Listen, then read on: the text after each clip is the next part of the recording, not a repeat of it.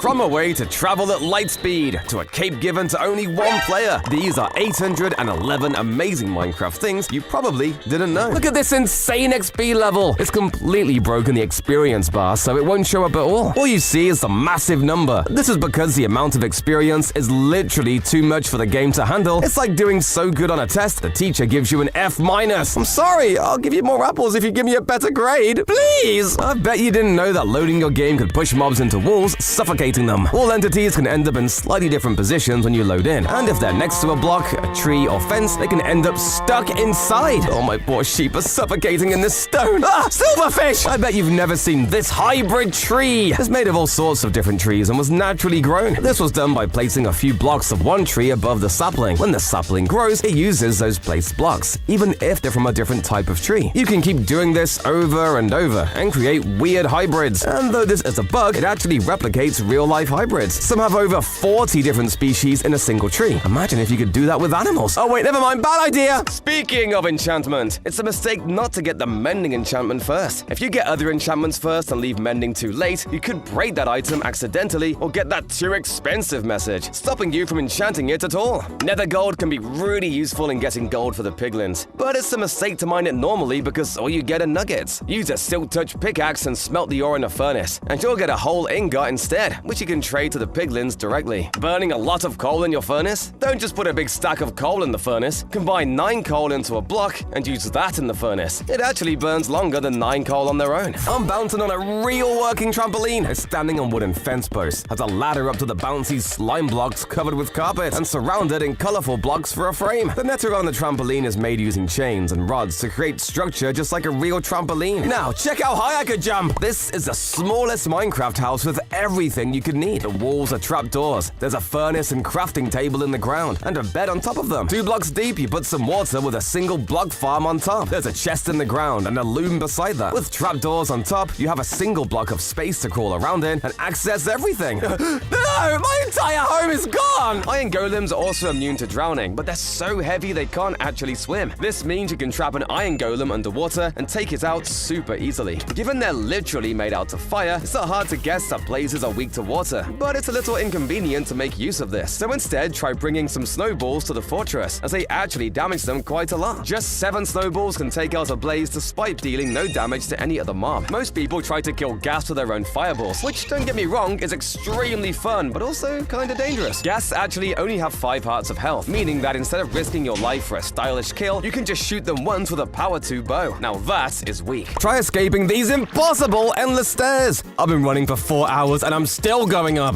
This illegal illusion was first made by MC Escher, and the trick is perspective.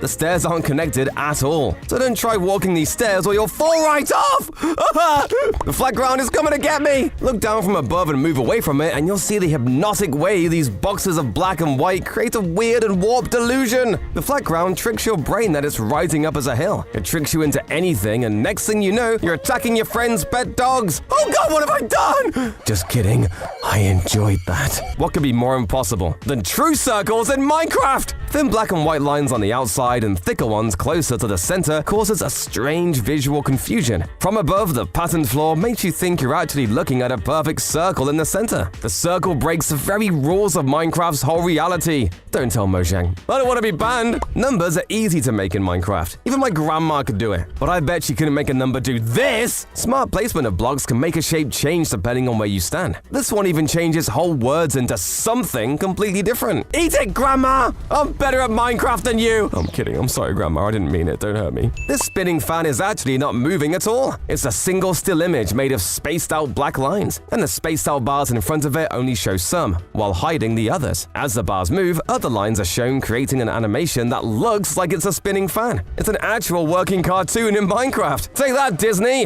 Hi! Can you see the illusion in these 3D letters? The illusion is that they're not 3D at all. It's flat. It's a trick of color where shading objects with a darker color makes it look like light isn't hitting using it. It makes your brain think those darker parts are further back, blocked from the sun by the letters. It's an illusion of shape that can work on any image at all. That's how I trick my brain into thinking my girlfriend is real. Certain grass blocks appear to be basically the same, but something you might not have noticed is that grass blocks actually take a tiny bit longer to mine than dirt blocks. The same is also true for stone and cobblestone. Even though they seem to be the same thing, cobblestone takes just a little more time to mine. Bet you didn't know that. You can actually equip villagers with armor by shooting it onto them with a dispenser. You won't see the armor appear on the villager, but they'll get all the effects from it, including not just increased defense, but all the enchantments as well. Bedrock should be given an award for the world's buggiest mess, and understandably so. You've never noticed that there is a very small chance that if you use a weapon with the knockback enchantment, it will actually stack up. Wait, does this mean I can get knockback 1000? Jockeys have remained one of the most unbelievable mobs to exist, and for a long time, the chicken jockey with a 1.9912E 33% chance to spawn was thought to be the rarest version, even compared to the mushroom jockey and spider jockey. However, this Reddit user managed to discover a much rarer variation of the chicken jockey with a spawn rate of 4.3797E 75%. But Mallow, what's the difference between the two? Well, duh. One of them is left-handed and can even pick items up. It's kind of annoying Minecraft's water can only ever be 1 block wide, meaning you can't make small droplets or tiny streams very easily. However, blue glass panes work as a perfect substitute for cases like this. The same goes for ice. How do we have ice and dripstone but no icicles? Well, maybe it's because Mojang knows that light blue glass panes do the job perfectly, but come on, I can't take out zombies with them, so what's even the point? Whenever you're building a hedge in your world, try placing podzol beneath the leaves. This both acts like a shadow, but also kind of looks like leaf litter or mulch beneath the hedge. I really like the word mulch, by the way. Mulch. Wait, what are we doing? Oh yeah, build hacks. Did you know you can place nether plants like crimson fungus or warped roots outside of the nether? What's really weird is that you can only place them on grass or dirt, not cobblestone. This is super weird to me because netherrack and cobble seem most similar to me. But I guess now we know netherrack is just like hard dirt. What? My head hurts. Skeletons are the most broken mobs in the game with their aimbots. If you don't move, they are practically guaranteed to hit you. But did you know that you can trick a skeleton into shooting itself? When you come face to face with a skeleton, build up a couple of blocks and have the skeleton shoot directly up at you. If you position it just right, you can have the skeleton shoot itself. Did you know the beacon has had 4 different textures in its history? Initially, it was just a slightly smaller glass block. Then they added in this weird little crystal, much like an end crystal. Then they changed it to be this weird diamond-coated glass block, before finally settling on what we have today. In survival, you cannot get end portal frames. Well, you can't get them anymore. As back in 1.9, you actually used to be able to obtain these frames. All you have to do is find this weird blue end portal frame and then place 1 TNT in the middle and voila! You have an end portal flame. Back in 1.19, Mojang had an amazing idea. Have frogs jump through the air to catch and eat fireflies. It seemed perfect to Mojang and everyone was super excited. However, this is when Mojang found out that fireflies can actually be poisonous to a lot of frogs. So they decided that it was best to remove it from the game. Name tags are a very useful but very difficult to find item, only coming from villages and dungeons. But did you know that there is a way to name multiple mobs with just 1 name tag? Simply find a giant slime and name it whatever you want. Then defeat it and all of the baby slimes will have the same name. Crazy, right? The only thing I can think of that's scarier than a giant looming mansion has to be a super tall desert temple of doom. This one spawns in on the edge of this giant mountain edge, creating this super long block of sandstone underneath. This contains not only the treasure room, but also the new 1.20 archaeology room, where you're not only likely to find diamonds, but possibly even eggs for the new sniffer mob that are just so cute. The beta version of the game had this super weird bug that completely broke the terrain far away from spawn. In fact, the terrain was so messed up that people spent literally years trying to walk to them in survival. In 2023 though, it's so much easier thanks to this seed with cliffs that gives an equally cool effect. Unfortunately, the caves don't stretch all the way through, but it is complete with lone trees, strange cubic corners, and floating chunks of land all over the place. For some reason, my favorite structure, the jungle temple, doesn't get much love in these crazy seeds. And even in the one I did find, half of it isn't even there! Somehow, a ruined portal spawned right in the middle of it and completely deleted half of the structure. And yes, that includes both of the chests. And the worst thing, the ruined portal didn't even spawn with one either. You can use water buckets to break your fall, but if you're in the nether and water isn't available, use powdered snow instead. In fact, if you lay powdered snow beforehand and lay a carpet over it, you can drop from any distance and you'll be completely safe. All the pros know that if you need dry sponge in a hurry, just hop into the nether and place it down. It dries instantly, way faster than using a furnace. Strongholds almost always have a massive library, so don't bother going through the trouble of making them yourself. If you want an enchanting table, just find a stronghold and you can set up right there. Need water but all you have is a wet sponge? Get the water from the sponge by heating it in the furnace. Then replace the fuel with a bucket, so when the sponge is dry, the bucket is filled with water. Something you can craft that I bet you don't know about is the end rod. I've spent so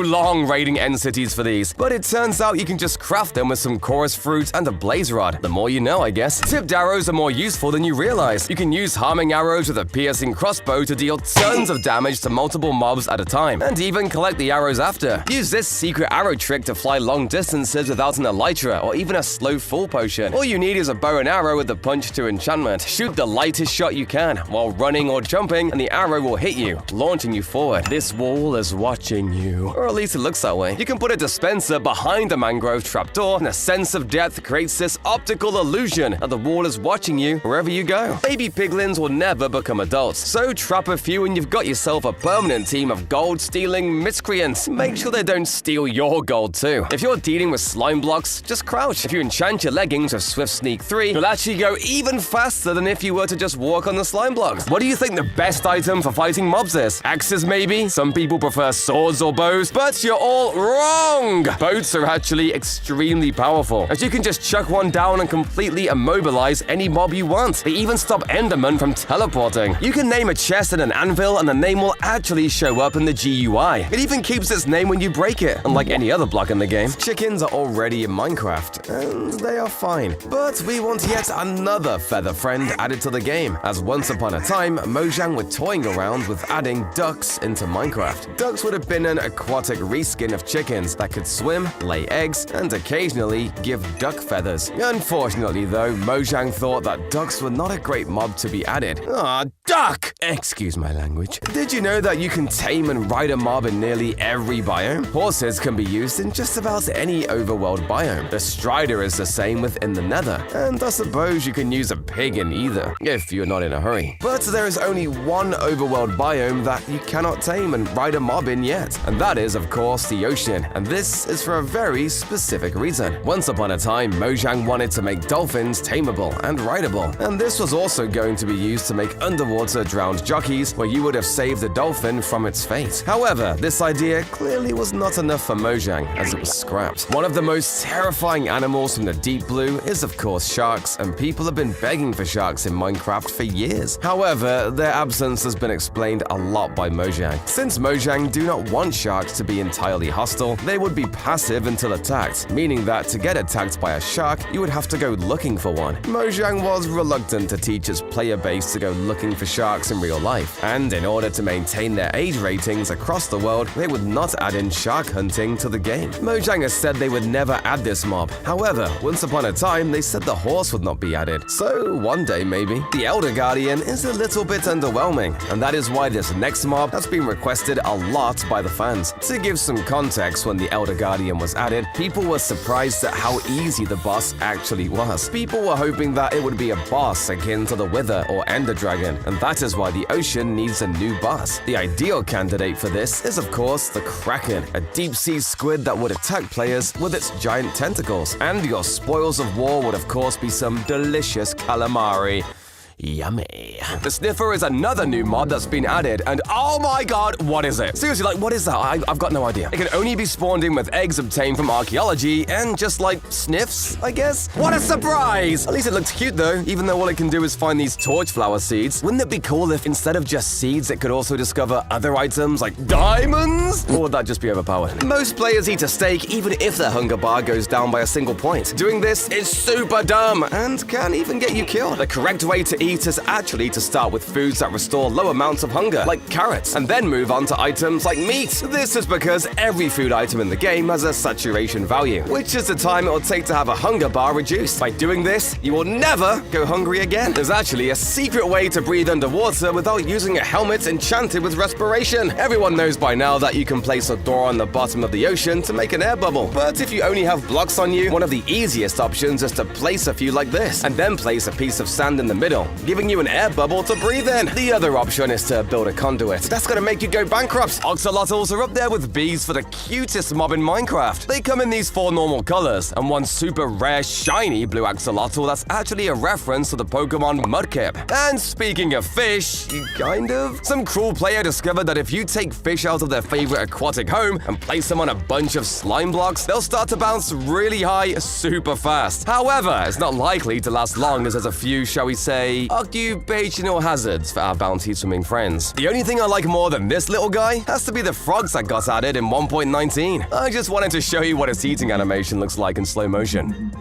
That's it. That's the fact. Gardens in Minecraft are kind of boring. You could have an amazing house but have a bad garden and it brings down the entire aesthetic of the house. So how can you have brilliant lighting in your garden without placing torches everywhere? Instead, use Glow Lightgen, a perfect block for lighting up your pathways whenever you do not want to line your pathways in torches or lanterns. And it's hidden from your sights unless you really look for it. Creating a lawn in Minecraft is normally done by just using grass blocks. However, if you want to bring some texture and color to your lawn, use this technique. By using moss blocks and grass blocks, you will create this golf course looking grass aesthetic. It certainly makes my lawn look a lot cleaner. Anyone else remember when zombies and skeleton spawners were the best way to build experience farms? I sure do. Shut up, Grandma! Well, this is 3 mob spawners super close together. Something with a 1 in 4 million chance of happening. I'm never leaving this world again. Everyone's favorite biome has got to be the Mushroom Island, but they can be extremely hard to find. The only problem is if you do find one, mobs can't spawn there. That is, if you exclude mushrooms. Oh yeah, baby. This is all we need. Well, luckily, this seed spawns you into a mushroom's lover's paradise with 4 huge mushroom islands surrounding you. You're welcome. Mushroom islands can only spawn in oceans, but have you ever seen an ocean spawn in the middle of a forest? This seed looks normal when you first spawn in, but if you look over this hill, you'll find an absolutely huge ice lake. And let me tell you, it's not one you want to fall into. If you break just a single ice block, you'll end up sinking down 100 blocks to this huge obsidian floor, covered in rocks filled with exposed diamonds. But you'll probably want to bring a water-breathing potion or something. I don't think you get him back out of here alive, just saying. What's craziest is that this seed looks even more broken in 1.19.2. Here is a gigantic sinkhole right in the middle of the lake, with a massive lava pool at the bottom. It's like somebody went into World Edit and punched the terrain down 100 blocks. And this isn't the only one of these either. A user on Reddit has found a bunch of these, including this wild sinkhole with a woodland mansion directly in the middle of it. These seeds are so new and crazy that we still don't even know why they generate. All we know is that it's something to do with the code and how apparently in certain places the values for what can spawn and where are totally messed up, causing this insanity to happen. Back when Minecraft was just a small indie game, they were able to create updates incredibly quickly. However, the amount of time it took to fully create Minecraft will shock you. It only took Notch 6 days to create the first full version of Minecraft. Yet nowadays it takes him a year to implement a single mob from a rigged vote. Come on, Mojang. Notch is known for being a bit controversial. However, the reason he sold Minecraft is actually quite wholesome. When Notch was looking to sell his shares in Minecraft, he took to Twitter and found out Microsoft were interested in buying them. But before selling them, Notch asked that his staff be taken care of going forward. Well, at least one good thing came out of the selling of Minecraft. When you create a world in Minecraft, you have a couple of different options. From a regular world to an amplified Minecraft world, there are so many options. However, did you know there is actually a hidden world type called Debug Mode? Debug Mode is a hidden world type that can be accessed by holding the Alt key while pressing the world type button. This world is way too trippy for my liking. Minecraft has a long history of cancelled updates and features from the satchel all the way to the numerous cancelled mob votes. However, one cancelled feature was actually removed all the way back in Java Edition 1.2.1, and these are hieroglyphic textures, believed to have been planned to come into the game alongside the desert pyramids. These hieroglyphics were scrapped and never added. Have you ever been sitting watching YouTube in your bed at 2 a.m. and suddenly the brightness on your phone screen has gone up? A rejected idea for Minecraft was to have an opposite potion to the darkness effect, a brightness effect where the screen would become so bright that you could not see anything, and you essentially became sunblind. I can see why this one was rejected as, wow, this is bright. Careful, don't make a sound. Achoo! Oh no! Got away! I think I got away. I wish I had this next rejected Minecraft idea. The Potion of Silence, which was as you would expect, makes you silent. Swift Sneak is a very useful enchantment, but sometimes I do not want to break break my finger holding down the crouch key. If I had this potion, I could run straight by this warden and he would not even flinch. Mods have not had many updates since their release besides new or retextured versions popping up here and there. There was, however, originally a plan for an iron boat, but I think we can see why this one was rejected. The boat probably would not work very well. I want a pet! No, I'm not after a cat. Parrots are kind of boring. Dogs? Ew! Wait, I haven't seen this one before. Yes, you heard it here. Originally, dolphins were meant to be tameable and rideable like an underwater horse. Why this idea was scrapped is beyond me. Please, Minecraft, give me a mob I can ride underwater. If you're persistent and dumb enough to cover your whole world with hoppers, your game will become extremely buggy, lagging, glitching, and as a bonus, if you drop a beacon onto one of these, your game will literally die. That is my grandma. Just kidding, she's right here. It's me, the grandma. I'm alive. See you, Grandma. That being said, do not put beacons into random hoppers. Not only are beacons valuable, but there's a small chance of your computer exploding. If you want to destroy your world in a stylish way, you can try and place a bunch of iron trapdoors, then add sculk sensor blocks below that. From there, just blow it the hell up, or fly above it and drop a single block into it in a super stylish manner before seeing your game slowly die. You're very weird. Shut up, Grandma! Let's set the scene. You hear the music, you're feeling nostalgic. So you go back to 1.9 beta Minecraft to load your old world. Then you realize something is terribly wrong, and it's not just your dating life. The Ender Portal looks like... Seriously, what the hell is this? This block was the old Ender Portal frame, and it looked really messed up. Sort of like an ice block mixed with grass. The Ender Portal looks a lot better now, and boy am I glad they changed it. Did you know snow golems are the hardest mob to trap in Minecraft? They will always be looking for a way out of anything you trap them in, leading to some hilarious snow golem maze possibilities. Help! I'm falling, I've nothing to clutch with! Well, if you had a potion of slow falling, you could easily save yourself. Simply throw the potion at the floor as you land, and you will save yourself from certain death. Speaking of certain death, there is only one mob that can instantly kill you in Minecraft. And believe it or not, it is not the Warden, Wither, or Ender Dragon, but actually the Charged Creeper. One explosion from a Charged Creeper is enough to kill you in full netherite armor. Did you know that you can make potions with a crafting table? Well, sort of. If you craft Suspicious Stew, you can give yourself any potion effect in the game, and it all depends on what flower you use to make the stew. Alliums, for example, will give you fire resistance. However, one of these flowers is more unique, and that is the Lily of the Valley. If you made Suspicious Stew using this flower, it would actually poison you. This is because the Lily of the Valleys is actually a poisonous flower in real life. Endermen hate rain and water, and will freak out and teleport as soon as they touch any. This means if you're being chased by one, just chuck some water at your feet and you'll be completely safe. Wither skeletons look fierce, and they do deal a ton of damage, but because they're undead, they actually die in just one swing of a Smite V diamond sword. Ravagers, however, are much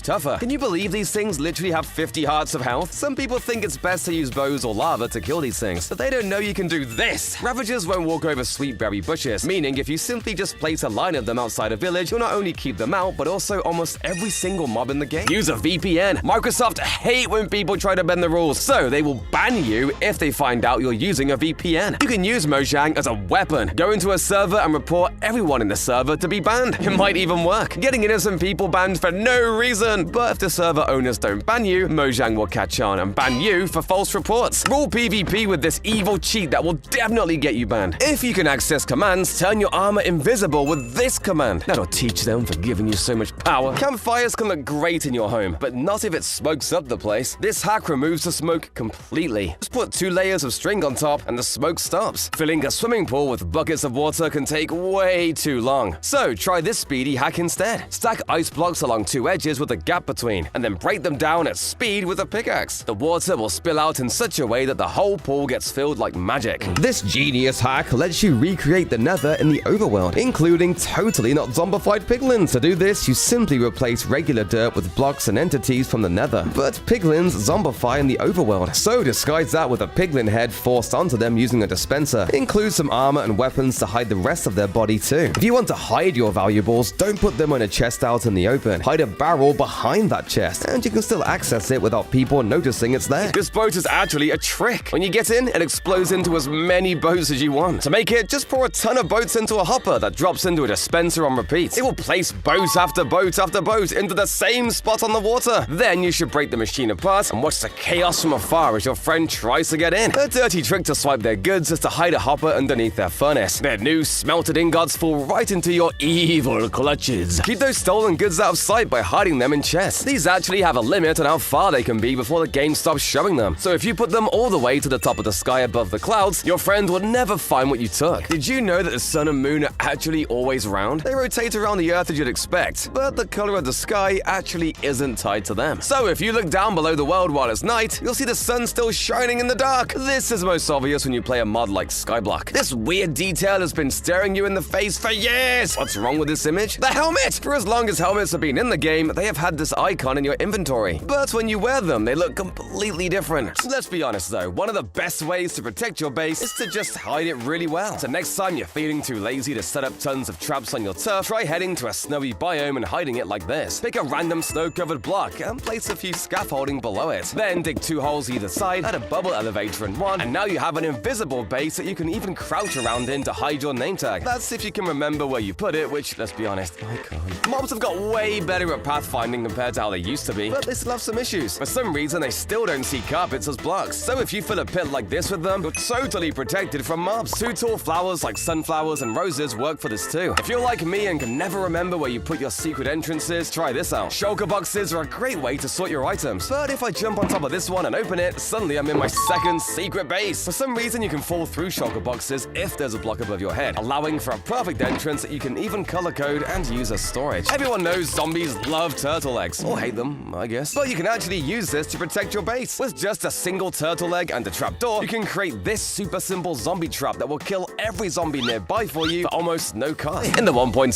update of Minecraft, they added horses, and it turns out this was brought in from an unofficial fan mod. Mojang saw Dr. Zark's Mo Creatures mod, and even copied the horse model itself. Wandering traders look great, but what your friends don't know is that you can breed their llamas, and the babies will keep the clothes of their parents. It's a weird little detail, but you can make a whole army of fashionable llama. Mojang love making secret references to other games, such as when an evoker sees a blue sheep. The evoker casts a unique spell, makes a weird wololo sound, and turns a sheep red. It's a reference to Age of Empires, where monks would convert enemies to their side, chanting wololo and changing their color. Sneak up on your friends while sprinting full speed with this trick. If you move to the absolute edge of a block so that the middle of your screen is above the next block over, the game will behave like you're on that block. If the block is empty, then when sprinting, you'll cause no noise or particles. There's a secret tech to throwing splash potions that make them last longer. The game tracks how much time the potion was flying through the air and extends how long the potion effects last. So don't just throw a potion on the ground, throw it into the air to get the most out of it. This house is on fire! But these slabs are completely unharmed. That's because they're made with the new petrified oak slabs. They look like oak, but petrified means they are like stone. They don't catch fire, you mine them with a pickaxe, and make drum beats when put on a note block. A fish out of water bounces and flops, but you can actually get them jumping way higher. On a slime block, they'll gain height, sometimes up to 17 blocks high. The world-famous creeper is the face of Minecraft, but they actually have a secret past. They weren't designed. They were an accident!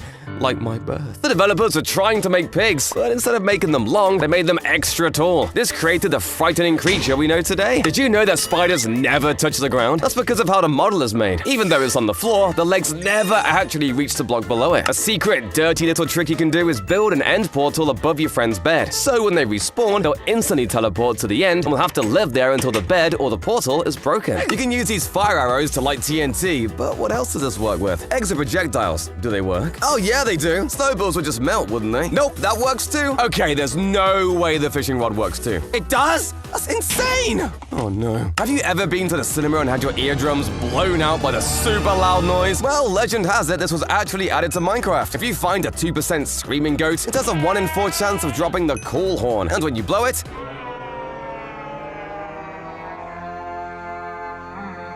I'll say that's confirmed. You can make a door with end rods that mobs can't get through. This one's weird because the end rods are thin enough for us to walk through. So why wouldn't mobs be able to? Oh, I guess it works. That's strange. Maybe they see them as full blocks like they do with trapdoors? Grindstones remove the enchants from items, so surely it makes sense for it to do the same for a notch apple, right? Oh, I guess not. Why would you even want to do that? Wait, what if I put an enchantment on it with an anvil and then put it in the grindstone after? There we go. I'll call that one a maybe. Gas tears can be super annoying to collect. think I've ever fought a gas that wasn't over a giant lava pit. That's why the best players bring a fishing rod to the nether that they can use to pull mobs back over dry land to take out with a sword. This doesn't just work for gas either. You can stop these pesky blazes from getting away, and it even lets you get sick kills on piglins. That'll teach him for stealing my gold. Enchanting can be really annoying when the bottom slot just shows up with a breaking or an enchant you just don't want. But you can fix it with a wooden shovel. Turns out it's true. If you enchant any useless tool at level 1, it'll re-roll the entire set of enchants, letting you make the perfect set of gear. At one point, Mojang planned to add a red dragon? According to Jeb, this dragon was meant to hatch out of the Ender Dragon's egg. However, the idea was scrapped in 2014. But I don't believe that, so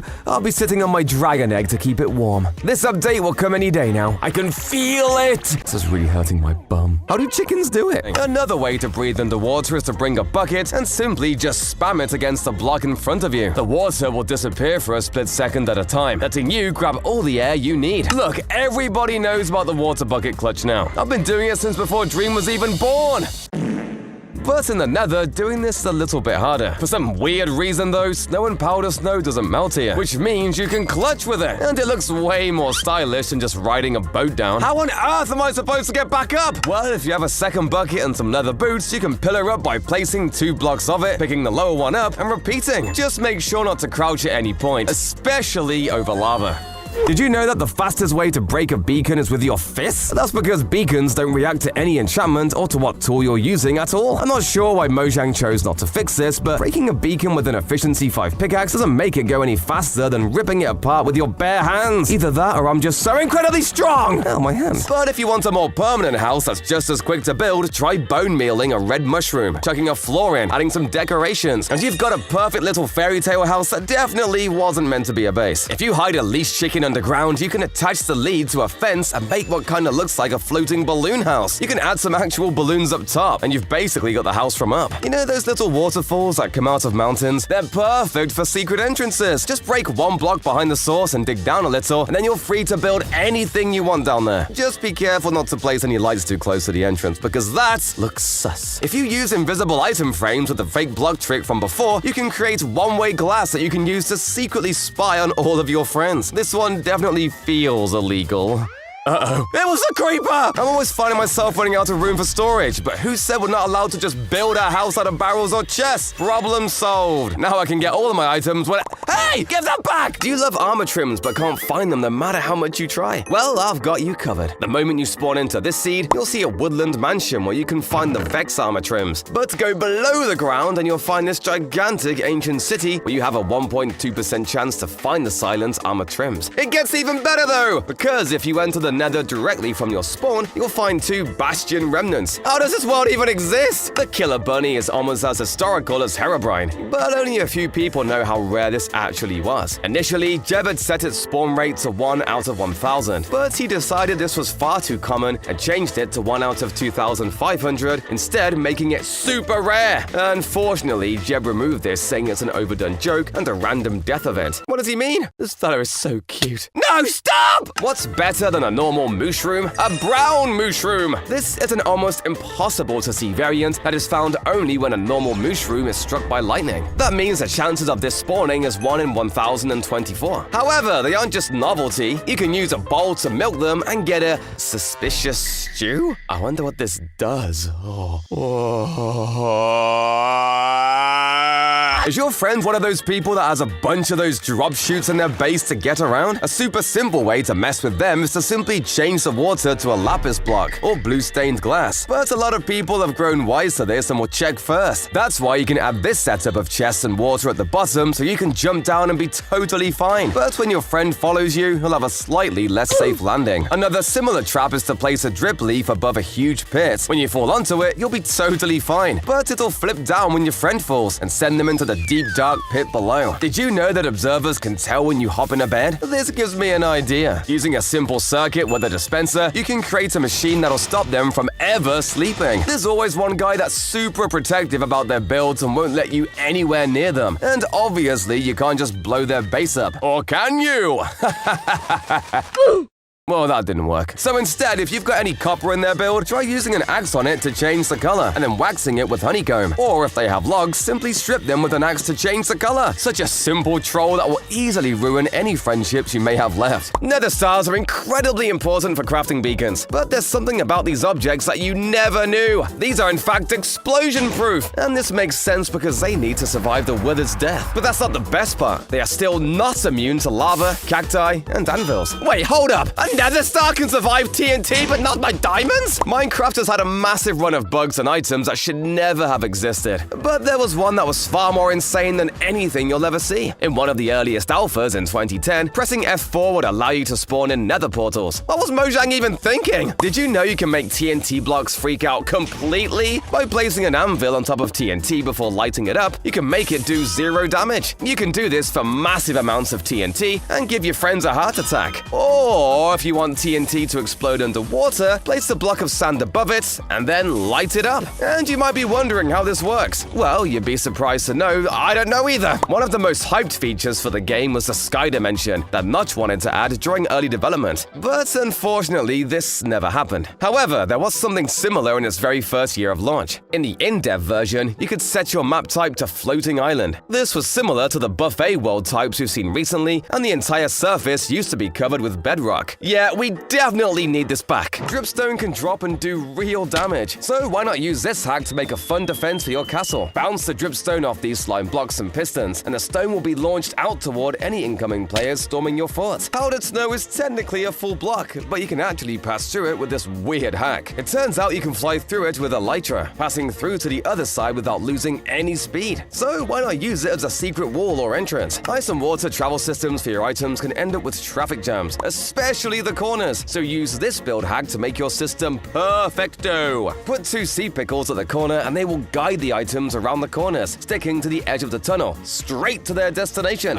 Bow charge animations are straight up boring! Mojang should have done something similar to this bow charger pack instead. This changes the color of the bow as it begins to charge from red to green once fully charged. Nothing hits harder than losing a bow contest to a skeleton. One of the most annoying things is this disgusting overlay once you put on a pumpkin. Luckily for us though, we can fix this easily by using this no pumpkin overlay. With that overlay gone, you can finally see! It's like wearing glasses all over again. Borderless glass is something that we would never have to download. Just look at the difference with and without this pack. It's crazy. The best part is that you don't even need Optifine to run this. Finally, my OCD is fixed. What do you think of when I say degrading tools? No, we aren't going to be yelling at them. This pack makes tools lose parts of their UI models as you use them. This works even for something like the flint and steel. It's a small change, but makes a world of difference. Try this spooky trick with your good friend Johnny. Name tag a Vindicator with that name, and they go nuts, killing everything they see. Turn them invisible and set them loose in the neighborhood. First, your friends will see animals dying. Then suddenly they'll start getting hit as Johnny turns on them. Hide behind a tree and play a goat horn to add scary sound effects. If your friend is showing off their riches with shiny gold blocks, play this funny trick by replacing them with yellow concrete blocks. See how long it takes for them to notice. Use an anvil to change their name, and you can replace the blocks they hide in their chest too. Here is a secret way to make an awesome Japanese decoration. Place a warped trapdoor onto the top of the water, then place a glow item frame with a block of gold inside. Once you have done this, add a pink coral and surround it in lily pads, and you have a beautiful lotus flower for your nearby river. 1.20 introduced one of the funniest and best new mechanics to Minecraft, player head note blocks. However, with this also came some of the funniest death messages ever seen in Minecraft. If you wear a mob head and then die to the same mob, it will show the death message, Mallow was killed by friendly fire. Speaking of player heads, there's actually a secret mob head currently hidden inside the game's code, and that is the Illager head. It has the same effect as all the other mob heads when put onto a note block as well. Warden hitboxes are absolutely pointless. A Warden, despite being one of the largest mobs in Minecraft, can just casually stroll through a 1-block gap. Wait! Dad, no! Unfortunately, snowmen don't do damage to mobs with their attacks, but they will push them back and get their attention. If you spread a bunch of them out in tall towers around your base, they'll totally stop any mobs from attacking you and keep you safe. And if it's players you're worried about, try swapping a snowman out for a skeleton and adding fire around it to create a truly spicy surprise for any intruders. I think the most underrated item in 1.20 is the calibrated skulk sensor. When you place an amethyst block next to it, it'll relay any signal it gets to any other nearby sensors. Using this, you can create essentially infinite wireless redstone that's only activated by certain noises in certain places. So if I eat this piece of food here, the sensors will relay the signal along and teleport me using this ender pearl status machine. This will make your base literally impossible to to find. Find out if the server owner has a pet, then find an animal that looks just like it in the game. Tag it with the same name, then taunt the server owner as you kill the pet in cold blood. It's an awful thing to do and will definitely get you banned. Why not go further? Find their real pet and kill it in front of them!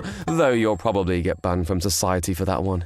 See you in jail! This special book will get you insta-banned. If you fill a book with text, get a bunch of books filled with that text, and then put it in a shulker box, the moment anyone opens that box, the server overloads and the player is instantly banned. Destroy the rarest item in the game. If you get into a server early, speedrun killing the Ender Dragon and get that dragon egg first. Chuck it into the void and nobody will ever get the egg ever without cheating. Speaking of golden apples, apparently there's always one single golden apple in this chest right here. And it's actually the key to a secret room in the ancient city. If you take it down here and eat it in this exact spot, this door will open. All that's inside is a bunch of redstone stuff I don't understand, but hey, it's true. And if we head back up, there's this huge abandoned portal-looking thing right in the middle of the city. But have you actually seen anyone like this thing before? Here we go! It works! Let's see where it takes us. Oh, just the nether. Probably because this is actually just obsidian. This one's false. Apparently, you can actually make 2 block jumps with cactus or fire damage. You just have to time it perfectly.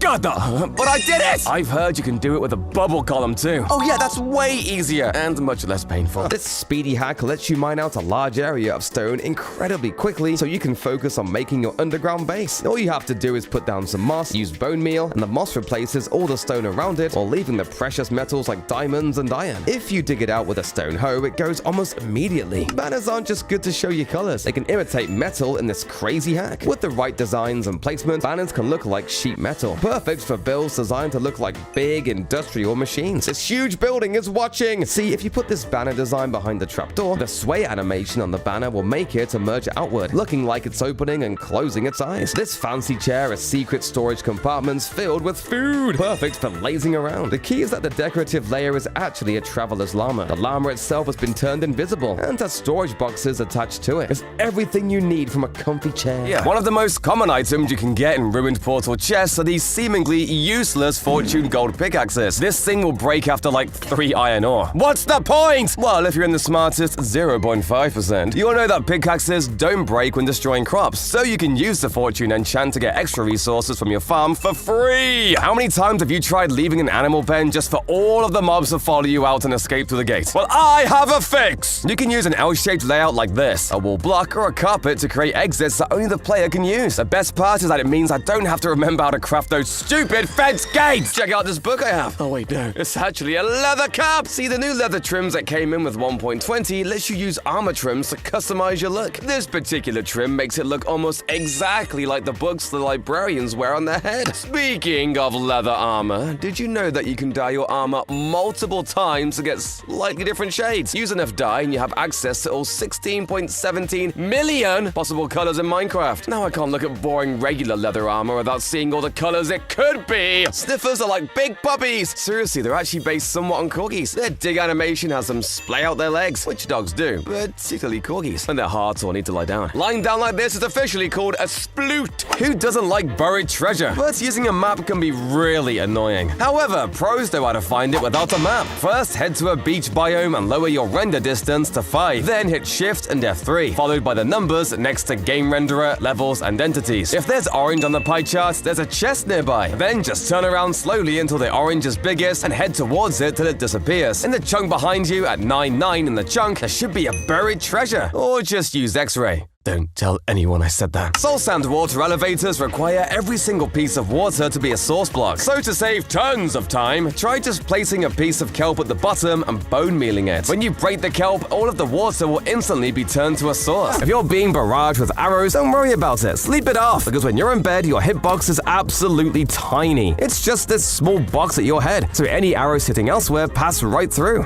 Wake me up when you skeletons can aim properly. Ow! Did you know that double chests actually have a tiny gap in the center? It's just a few pixels wide because it's the actual hitbox gap between the 2 chests that was set down. This means you can punch through the gap, shoot through the gap, and they'll pass right through. This is where I hide my secret cake button. That gives me cake. Here, I'll press it. And, hey, where's my cake, you greedy pig? Okay, everybody knows about the painting entrance by now, but what if we use that to our advantage? All people do is walk into the painting to see if there's anything hidden, but this painting has a pressure plate behind it you can activate with an item. I guarantee you, nobody will find find this one. Let's face it, everybody's realized that amethyst is pretty useless, so I don't think anyone would mind you setting up camp inside one. They're the perfect size to fit all your decorations in, and crimson wood goes perfectly with the amethyst color. That's just cherry wood if you're living in the future. Gathering materials for a base can take forever. Why not just cut that part out entirely? Leaves are the fastest block to collect in the game, so just shear a bunch of them and build your house out of those. I'd make sure to set up a few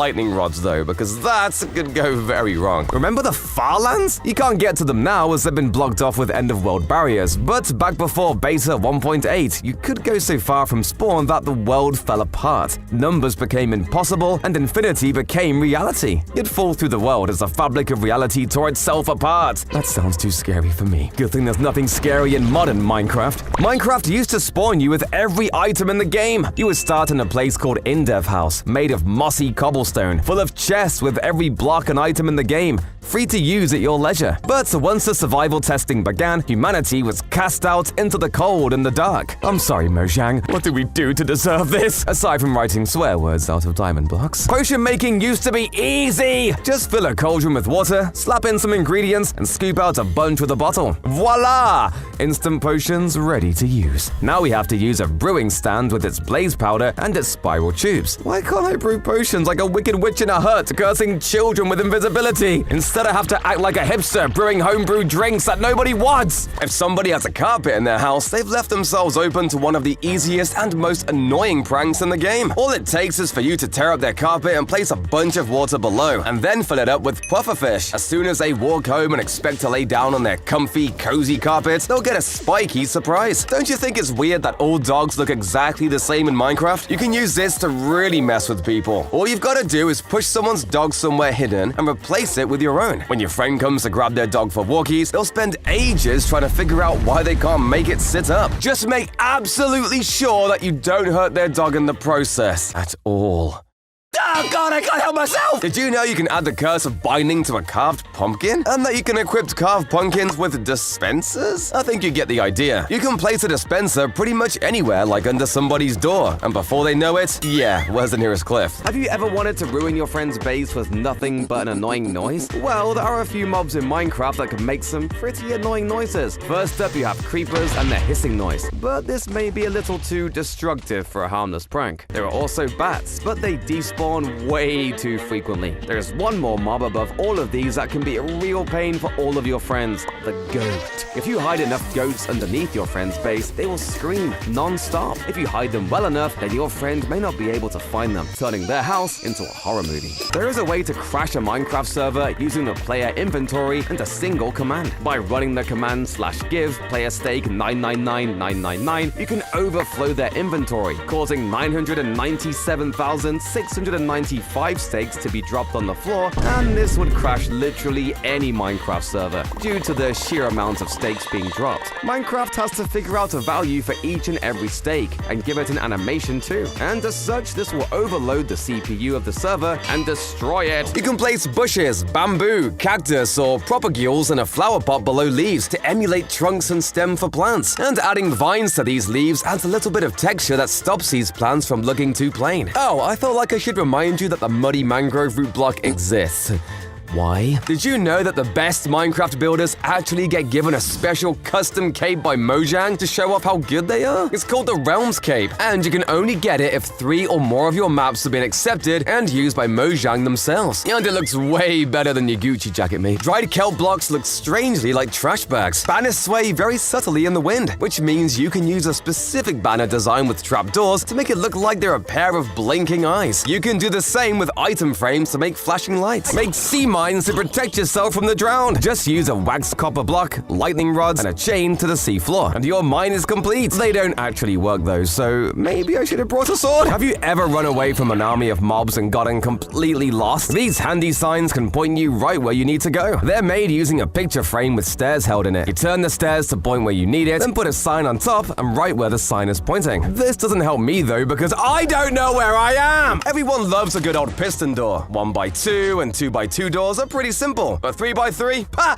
No chance, mate. Hang on, what the f***? is that thing? This behemoth of a door is as big as you can possibly make one. It takes up the entire world height at 384 blocks tall. It uses flying machines and observers, but to be honest, when would you ever need this? It also takes ages to open. So let's instead look at some more practical doors. A YouTuber named Avogado has made a ton of extremely impressive small, fast doors. He's made a simple 3x3 door that opens and closes in just 0.3 seconds that you can build super easily. He's done a 4x4 door that also opens in a third of a second, another 3x3 door that closes literally instantly, and even a 10x10 door that uses minecarts, leaves, flying machines, and all sorts of other crazy stuff to open and close in under 2 seconds. This man is on a different level. Never fall into any of his traps. But let's forget about crazy redstone, and let's focus on what I think is the most incredible build ever in Minecraft. Aside from my dirt house, of course. It's this! Insane, right? In fact, it actually took the builder over 3 months to make. Okay, it might not look that crazy, but what if I told you that this and everything else in this world came from just a single grass block floating in the sky? I'm not kidding. A YouTuber called Pino has spent over 6 months building up his world from just this one block? How, you ask? Well, he started off by jumping on his block for around 20 minutes until he was low enough to be able to fall into the void and die on the first tick of damage, so that he was just close enough to the block that a mob could spawn it. He did this until the mob that spawned was a zombie with an iron shovel, which took him around 2,450 attempts. Then when he respawned, he quickly positioned himself pixel perfectly so the zombie couldn't hit him and waited until daytime where it burned alive. Then he reset the world using save slots and repeatedly killed the zombie until it dropped the iron shovel. Now he just has to wait for it to snow, and he crafts blocks to finally expand on. And that's just the first step. Rather you than me, mate. If you've ever tried shooting through a door, you'd know the arrows won't go through the hole of the door, even though there's clearly enough space for an arrow to fit through. But with items like pistons, chains, or a slanted staircase, you'll be able to shoot right through. So yeah, make your doors with chains so you can shoot intruders. This game makes no sense. Make sure you shoot the dogs. Want to be immortal in Minecraft? Well, there's a game-breaking tactic in the game which makes it impossible for you to die. An emo's worst nightmare. To do this, just craft a boat, place it on the ground, and get in and out of it really quickly. It'll trick Minecraft into thinking you're still inside of the boat. From there, you can jump off high buildings, live underwater, and blow yourself up without taking any damage at all. And the best thing is, if you ever get trapped or get lost, you can always just press shift to teleport back into the boat. Now that's pretty cool, depending on your age, and if you like Minecraft. Pretty subjective, really. But even cooler than an immortal glitch is a building that will literally morph you into an unkillable soldier. If you're familiar with Anarchy servers, you have definitely heard of 2B2T. Anarchy servers have absolutely no rules, meaning you can do anything. Rob banks, grief bases, or kill lots of dogs. But the one thing you cannot do is building a lag machine. But obviously, players decided to break it, building this huge structure which was over 100 blocks tall and looked amazing. However, it didn't go to plan, as instead players near the machine had their hitboxes disappear, making them literally immortal. This machine was mysteriously removed, never to be seen or spoken about again. Let's be honest, the mob vote is not great nowadays. Sure, back in 2016 it seemed cool, but now just about everyone is upset that their favorite mob did not get added. And because of this, these are the mobs we will never get to see in Minecraft. Meerkats, ostriches, vultures, moo blooms, iceologers, glares, copper golems, rascals, tough golems. All of these would have been amazing additions to the game, but Mojang can only add one. Rest in peace, mob vote losers. Blazes have become a really easy mob to defeat since the addition of shields. Shields made blazes weak against your defenses. However, all the way back before mob votes even existed, we would meet Mob D. Yes, that is the only name it ever got. Mob D would have been very similar to a blaze, but with shields surrounding it to make it just a little bit more challenging than regular blazes. This would have not only made the game more challenging, but diversified the nether mob ecosystem a bit better than it currently is. Minecraft's newest update, the Trails and Tales update, is yet to come out as of the time of writing. However, they missed such a huge opportunity to add these next mobs into the game. Let's start with the Key Golem, a small passive mob that you could have protected throughout your trial in order to unlock the door at the end. Next up is the Redstone Monstrosity, a truly terrifying boss that could have given the trial chambers a unique boss to battle against. And finally, the Squall Golem, a mob that would have been challenging to defeat, but could have dropped some really useful items for your trial. If only Mojang added the Minecraft Dungeons mob to Minecraft, the game would be so much better. What's the most evil thing you can possibly do in Minecraft? Griefing, duplicating, even camping someone's spawn? I don't think it's any of these. The worst thing you can do is killing someone's pet pet, of course. People love their little friends, and you just know someone's gonna run straight to an admin if you hurt them. That's why you gotta do it invisible. That's more like it.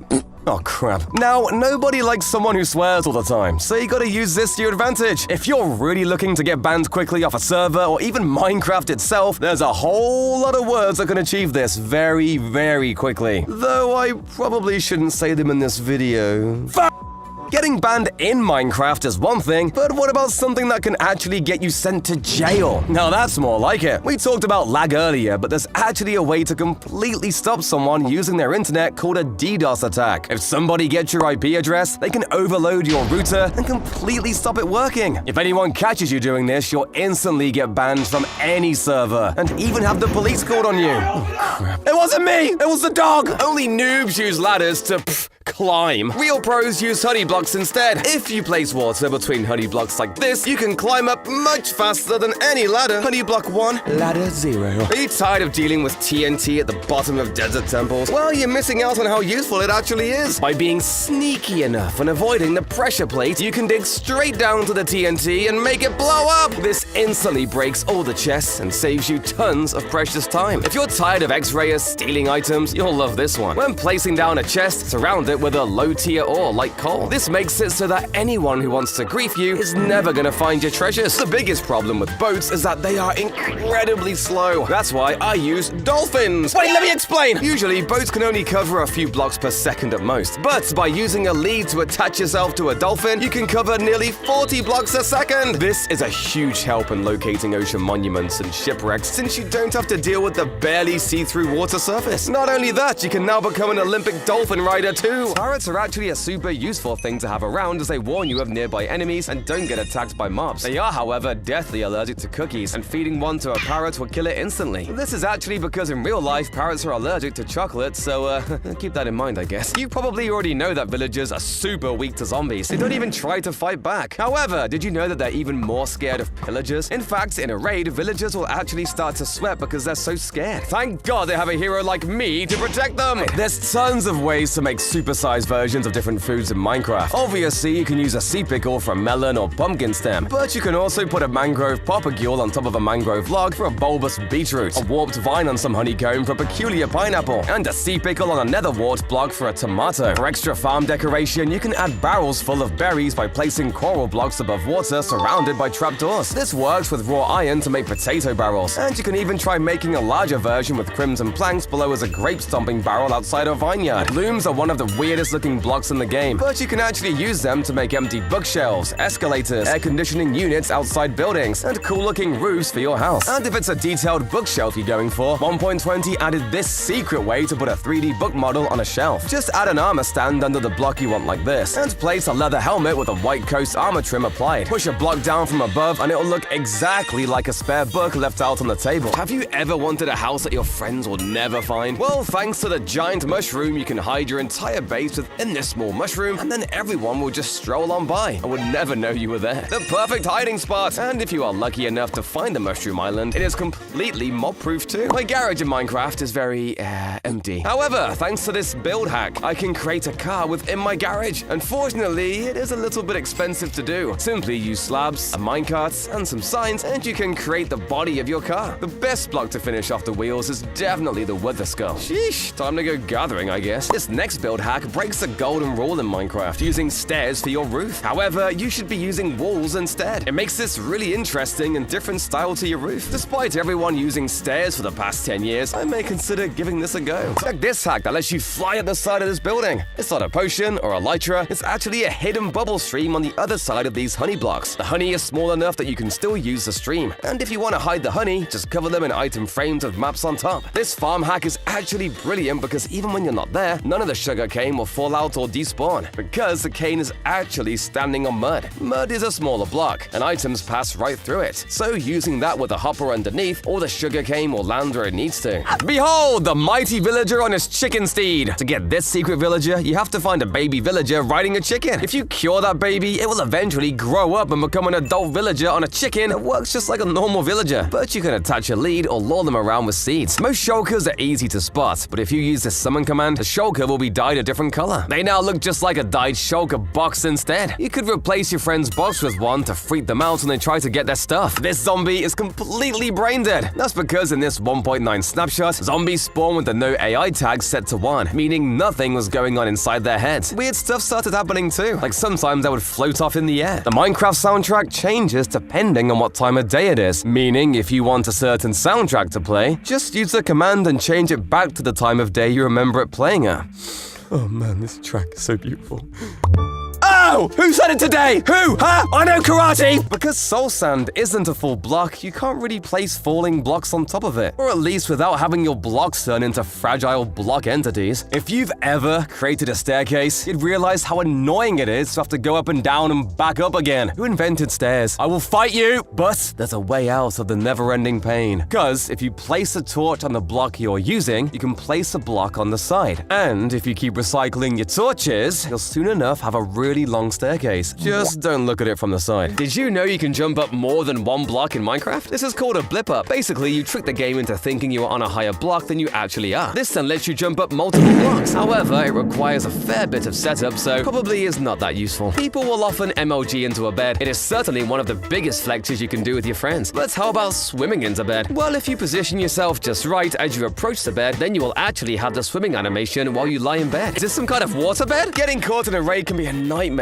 But don't make the mistake of fighting off the enemies in open combat. Just dig down! In a 3-block hole, you can hit the Ravager, but it can't hit back. Wanna sneak fast? Use Swift Sneak correctly. If you sprint, jump, then sneak as you land, your Swift Sneak movement will actually be going 1 block faster every second than you would sneaking normally. If you find yourself in a cold biome and want to make a farm, you can! But don't make the mistake of using open blocks of water. Use waterlogged leaves instead, because these don't freeze like water does. Ladders take a lot of wood to make. And when you're exploring, you might make the mistake of wasting wood for no reason. Instead, grab a friend, get some shields, and start punching each other. The knockback can launch you 6 blocks into the air with some real speed. If the building you're breaking into is full of death traps, just stock up on totems of undying. It's way easier than trying to avoid everything. Just take the hit and keep on moving. Players will often have secret tunnels that lead far away to their stash. If you X-ray by crawling and pressing a slab into your face with a piston, you can seek out small separate rooms filled with blocks. Dig toward those because they're less likely to be well defended, and will have a corridor straight into the base. A server owner can use creative to build a house out of bedrock. Break through with the latest bedrock cracking machine. Using a piston, a trapdoor, some TNT, obsidian, and a lever, you can glitch the game to destroying the bedrock and letting you in. They say the safest base is a hidden one. So, how do you break in if you can't even find it? Look for the FPS drop. If you turn on the FPS counter using the settings on your PC or FN plus F3 on a Mac, you can see how fast your game is running. If you're out in the wilderness, the FPS should be high. But if there's a bunch of entities nearby, like chests, players, or armor stands, the FPS will take a slight dip. That means the base is nearby. Start digging! This insane block placement glitch lets you climb invisible ghost blocks. If you swap a block into your offhand and place it at the same time, it will exist in the world but be invisible. You can climb walls without a trace. But even better, if you use slime blocks, it will launch you into the air, letting you scale tall towers at high speed. Cave spiders are of course a little more dangerous, but if you bring some milk with you to the mineshaft, these things are basically useless. Still scary though. Creepers are even scarier though. I've played this game for over 10 years now, and I still get freaked out whenever one jumps me in a ravine, but they do seem considerably less scary when you see them run away like babies from cats and ocelots. And it's the same for piglins too. These things are terrifying when they're attacking you in big groups, but if you chuck down any blue light source like a soul torch or campfire, they just kind of flop around and wait for it to be over. They're also scared of zoglins and zombified piglins, which I think is fair. If I saw a zombified version of myself, I don't think you'd ever see me again. Pros know to never use lava to get rid of your items. It's dangerous and there's no second chances. Instead, use a cactus. Make a cross-shaped hole, cover it, put a trapdoor above, and a button above that. Now you can throw your items on the trapdoor. If you throw the wrong item, you can just pick it up again. Then when you're ready, press the button and watch the items get deleted by a cactus. Hauling around a bunch of potions can fill up your inventory real quick. So instead, use arrows. They can stack. And if you move forward fast enough and look slightly up, you can hit hit yourself with your own arrow. You get the same effect while not wasting space with potions. Getting into and out of buildings can be done at high speed and with no trace left behind using an ender pearl. Run to the wall and throw the pearl down at the corner where the wall and floor meet. Keep moving forward and you'll get to the other side. Pros use entity cramming for a lot of things. This is the act of putting way too many entities in the same single block space. Anything in there starts dying. And if you put a hopper beneath that, it's a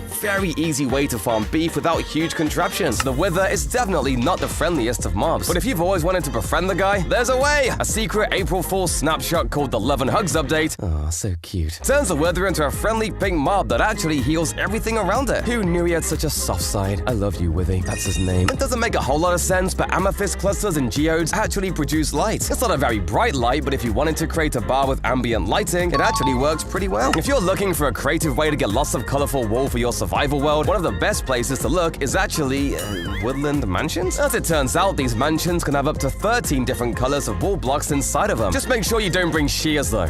This farmland has no water, and yet it's still hydrated. That's because blocks don't need to be connected to water to get the effects. Hide the water behind map squares and people will call the police because that is illegal! Behold my lava container. It's completely made of wood, but trapdoors don't catch fire, which is definitely broken because you can use them to hold a free-flowing lava block like magic. Lava can be a decoration, but if there's any empty block above it, it makes a lot of noise. Avoid this by putting string on top. You still get to see it, but it's as quiet as a mouse. Works great to silence certain traps too. Did you know there's a way to fly infinitely with an elytra without using a single rocket? After taking off, you can fly up and down at around a 45-degree angle. This will let you build up enough speed and distance to fly forever, or at least until your elytra runs out. You can even avoid using a rocket to take off by using a riptide trident, or an entity cramming setup like this that throws you high into the air without a single gunpowder. Spyglasses don't get anywhere near as much love as they should, and I think that's because of this annoying GUI that shows up when you use it. But if you hit F1, it'll completely remove it, giving you a clear zoom that's actually kind of powerful. But Mallow, real pros just use Optifine. Shut up, nerd! If you're brave enough to delve deep into one of the ancient cities, you're usually awarded with some enchantments, gear, and maybe even some music discs. But all of that is comparatively terrible compared to the best chest in Minecraft. Check it out. 4 enchanted golden apples in one chest. The chances of this are actually over 1 in 20,000, which means you'd have to search thousands of ancient cities before you ever see this again. And nobody ain't got time for that. But compared to this next seed, 1 in 20,000 seems like a coin flip. Before heading to the end, most people bring 12 or more Eyes of Ender to complete the portal. But did you know that each individual portal block has a 10% chance to already be filled? And now I know exactly what you're thinking. And you're right. That means portals can spawn in with none. Loser. But they can also be spawned with 12 eyes, just like this one. However, it is insanely rare. 1 in a trillion to be exact. That's a million millions. Oh, my brain can't even handle that number. This spooky fact runs a chill down my spine. Because if you play the music discs 5, 11, and 13, after 5, 11, and 13 seconds, they combine to play the sounds of a survivor's terrifying story. This cool trick lets you explode TNT underwater. If you put a sand block on top and then ignite the TNT, the block will fall into it, making sure the water doesn't stop the explosion. But if you want to take it even further, try building this thing instead. It's got all of the blocks you need for a home, including a brewing stand and an anvil. And you're even safe from mobs in the bed too. I don't know if I'd call it a base though. It's more like being homeless. You can make a perfect little cage for parrots by pushing a piece of stained glass on top of them. For dogs, try a solid block instead. Sometimes the hardest part of building a hidden base is actually finding a location first. So try this sneaky idea out. Nobody ever goes into these scary water-filled lush caves, so try and take a swim down there yourself. Place a door and get to work. But come on, a regular door just isn't gonna cut it. So instead, try placing a pressure plate on the other side of a corner like this, connecting it to a piston and using an arrow to activate it. It works underwater too. How about throwing a pizza party? Picture frames holding campfires look like pizza slices. The actual pizza box has 2 trapdoors, one over a 2-block pit with 3 layers of snow. Put an armor stand on that with a pumpkin head and drop it through the trapdoor, and the top of the pumpkin will peek out. Add a bunch of different angles and you've got a kind of round pizza. Now you can distract the golems with pizza and they won't attack anyone. You can make a real working chair that looks totally seamless. Put a minecart built above a chest in the ground. Break the block above to let the cart drop out of the chest. Next, add a wooden slab and push it into the cart with a piston. Then build the rest of the chair around it. Wait, someone messed with this chair. Are those rails? Ah! Everyone knows playing chess makes you look super smart. So, make a chess set by pushing 4 armor stands into the same pit, putting chainmail helmets on them, and pushing a smooth quartz slab in from above. Black and white candles look like chess pieces to complete the set. Who wants a game? I'm super good. I even know that these guys are called horsies. Wait, is that Magnus Carlsen? This secret block is the most complicated block of them all. The jigsaw block is what the game uses to generate villages and structures throughout the game. You can only get the block through a command, because the blocks delete themselves after it's done its job. This secret item was disabled from the game. The bundle was a bag you could carry and fill with any other items up to the stack limit. If you had emeralds, diamonds, and netherite, you could fit them all into one space. And when you right-click, it launches all the goodies out onto the ground like a bag of candy thrown at your friends. Ever felt up is down and left is right? Which way is forward if every wall is a floor to walk on? This MC Escher-inspired room is super disorienting, where everywhere you look it makes you think it should be the right way up. Make a little tower to stand at the exact center of the room, and it feels like you're in zero gravity. Oh no, I'm floating away! Help! Help! Colors aren't real. They're an invention of your own mind, tricking you. Look at this center dot. Keep focused on it, but be aware of the colors around it. Because you're focused on the center, your brain keeps less track of the grass on the outside. So when the pattern color changes, the grass does too! My brain has been inventing colors this whole time. This quick hack lets you harvest an entire field in an instant. Plants need a certain light level, so if you have a redstone lantern to provide that, then switch it off when it's time to harvest, all the veg will burst out at once, ready to be picked up or collected in hoppers under the soil. This hack is a fresh twist on a classic. Paintings can be used to hide entrances, but that can be too obvious. Instead, hide a pressure plate behind it that activates when you drop an item through the painting, activating whatever secret mechanism you want to set up. Have you ever seen amazing graffiti and wanted it in your world? I made this amazing graffiti using concrete powder placed in the wall, and the spray cans are colored candles to match the colors on the wall. Wait a minute, I didn't make this graffiti. Hey, you dumb kids, get away from my house! A real dirty trick only works if your friend puts down signs. Be a little mischievous by moving the signs around and swapping them about. They'll get lost in no time. In a snowy area, try this bouncy castle trick. Build a castle with a spot where you need to drop down. Cover the lower area with slime blocks. Cover that with snow. And when your friend drops down onto it, they'll bounce wildly out of control into whatever hazard you want. This trick is simple and classic. Chests don't open when there's a block above them. So put some obsidian on top and watch your friends slowly chip away just so they can access their tools. This next trick requires your very own pet zombie. Put a name tag on them. Hide them under your friend's bed and watch as a game and let them sleep because enemies are too close by. Chickens! I'll fry them all! I mean, catch them with my insane luck. In Minecraft, there's only a 12.5% chance that a chick will spawn from an egg. If this happens, there is a further 3.125% chance that 3 chicks spawn instead of 1. So, how lucky would you have to be to pull this off with 16 eggs? The correct answer is not a 1 in a million, or even a billion, but a staggering 1 in 200 trillion. All that for chicken? Nah, I prefer my beef instead. It is actually possible to calculate the largest cave system in Minecraft 1.6.4. After doing a bunch of crazy math, we can conclude that the possibility of this happening is 1 in 8.8 times 10 to the power of 52. But that's far from the craziest part. In this older version of the game, there are only about 281 trillion possible cave systems, which is a much smaller value than the possibility for the largest cave. Yeah, good luck finding this one. Witches might seem like one of the most dangerous mobs in the game, but they're actually completely defenseless against ranged attacks. If you want to abuse this the most, try grabbing a crossbow and a power 5 bow and shooting them right after each other. The witch dies instantly. Not so powerful now, are you? Striders obviously feel most comfortable in lava. I mean, you've seen what they look like on land, so predictably, if you go to all the effort to bring one from the nether into the overworld, first of all, you're a monster! But secondly, they'll take damage in water. So if you need an unconventional string farm, you know what to do. Magma cubes are more dangerous than slimes, but they still have the same issue. However, the only danger they'll really face is those big cliffs in the nether since they're immune to fire damage. You may think they're also weak to water like striders, but for some reason they just like chilling it. I guess there's no water in the nether, so it kinda makes sense. The icy biomes in Minecraft desperately need more mobs. Currently, the only native land mob in the icy biomes is the polar bear. However, thanks to this genius build hack, you can actually add a brand new mob to your icy biomes. By using 2 blocks of black concrete, some banners, and a red sandstone slab, you can create this penguin for your world. Unfortunately though, it does not really do much. It just kind of stands there? Will you stop staring at me? And since you're obviously building a sick castle if you make this, you can make awesome ornate carpets using a combination of shulker boxes and glazed terracotta. Hey, I don't want to hear anything about how expensive shulkers are. You own a castle! As long as the colors are similar, it really doesn't matter how you lay out carpet. It'll look cool either way. Bedrock has one of the weirdest world generations out of any version of Minecraft. However, this first generation feature I could have sworn was exclusive to mods. In Bedrock Edition, there is a chance that when you spawn into a forest of any kind, you will find a log on the ground, almost as if a tree has fallen over. Why this didn't exist in Java Edition, we may never know. It seems that at one point, Microsoft were considering changing up the item pool for Bedrock Edition, as there are numerous textures that were exclusively found within the Bedrock Edition of Minecraft. These textures include things like a camera, chalkboard, and a weird blue textured rose. These features were never fully implemented, but they were exclusive to Bedrock Edition for a while. Do you want to remove the hostile mobs from your survival world? Try building a mob switch. This hack lets you do it quick and easy, just using villagers. If you trade with one, then zombify them, they won't despawn, and count toward the amount of hostile mobs in the area, so no extra ones will appear. This simple hack lets you turn minecars into two-seaters, with speed you can control. It turns out you can actually put a boat in the minecart and have it still work. The boat can fit 2 people, and when you row it, it actually changes the speed of the minecart, letting you go faster! I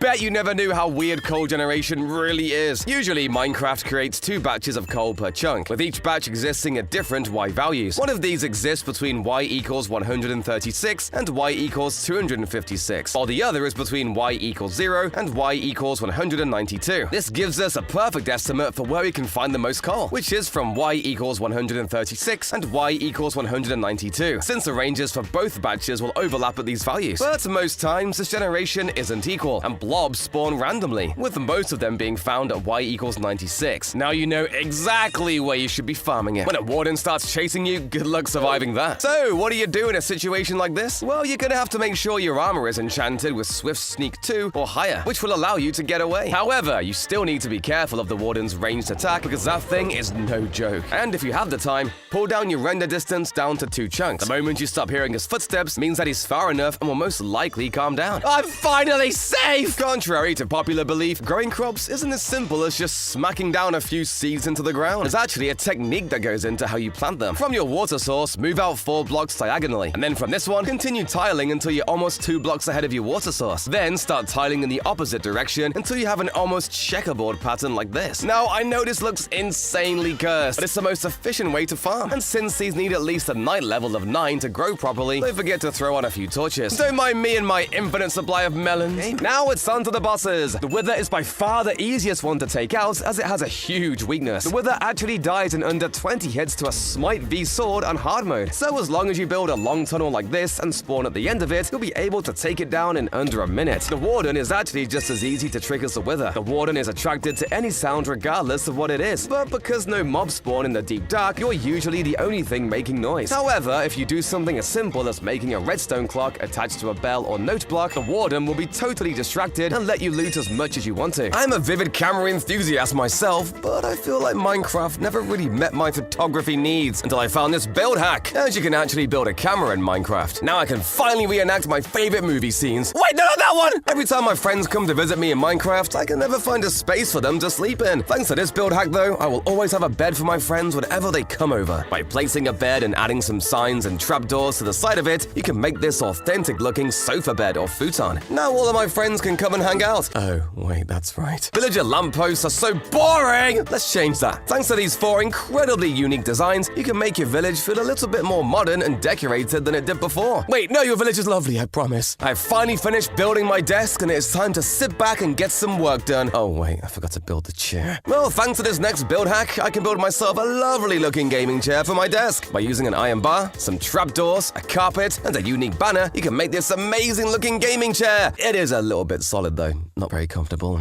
4 out of 10. Everyone knows that you can't stack different types of slabs on top of each other. Apparently, if you go to the world border and make a setup like this, you can use a piston and yep, it makes a really cursed looking block. This one's true. Mangrove trees are super cool, especially because they're the only tree that can be grown underwater, right? Well, the propagule is the only thing that can actually be placed down here and works perfectly. Saplings, however, get broken almost immediately. Almost immediately. If you're quick enough, you can actually grow trees down here. This definitely doesn't feel right, but hey, the game's a game. This one says that if you spawn a cat in a witch hut, it'll always be black. I've spawned about 50 of these things in here, and they're all black, so I'll say that's confirmed. Slabs are one of the most useful blocks in Minecraft for building a roof. Seriously, I don't ever use them for anything. But what if I told you that at one point you could have been able to use slabs as a wall? Well, originally Mojang planned on adding in vertical slabs, but thought people would use them as a wall, so instead they created the wall block. Right, I can definitely find the stronghold now. Let me just throw this ender away. Wait, where did it go? Oh, it is trapped down there.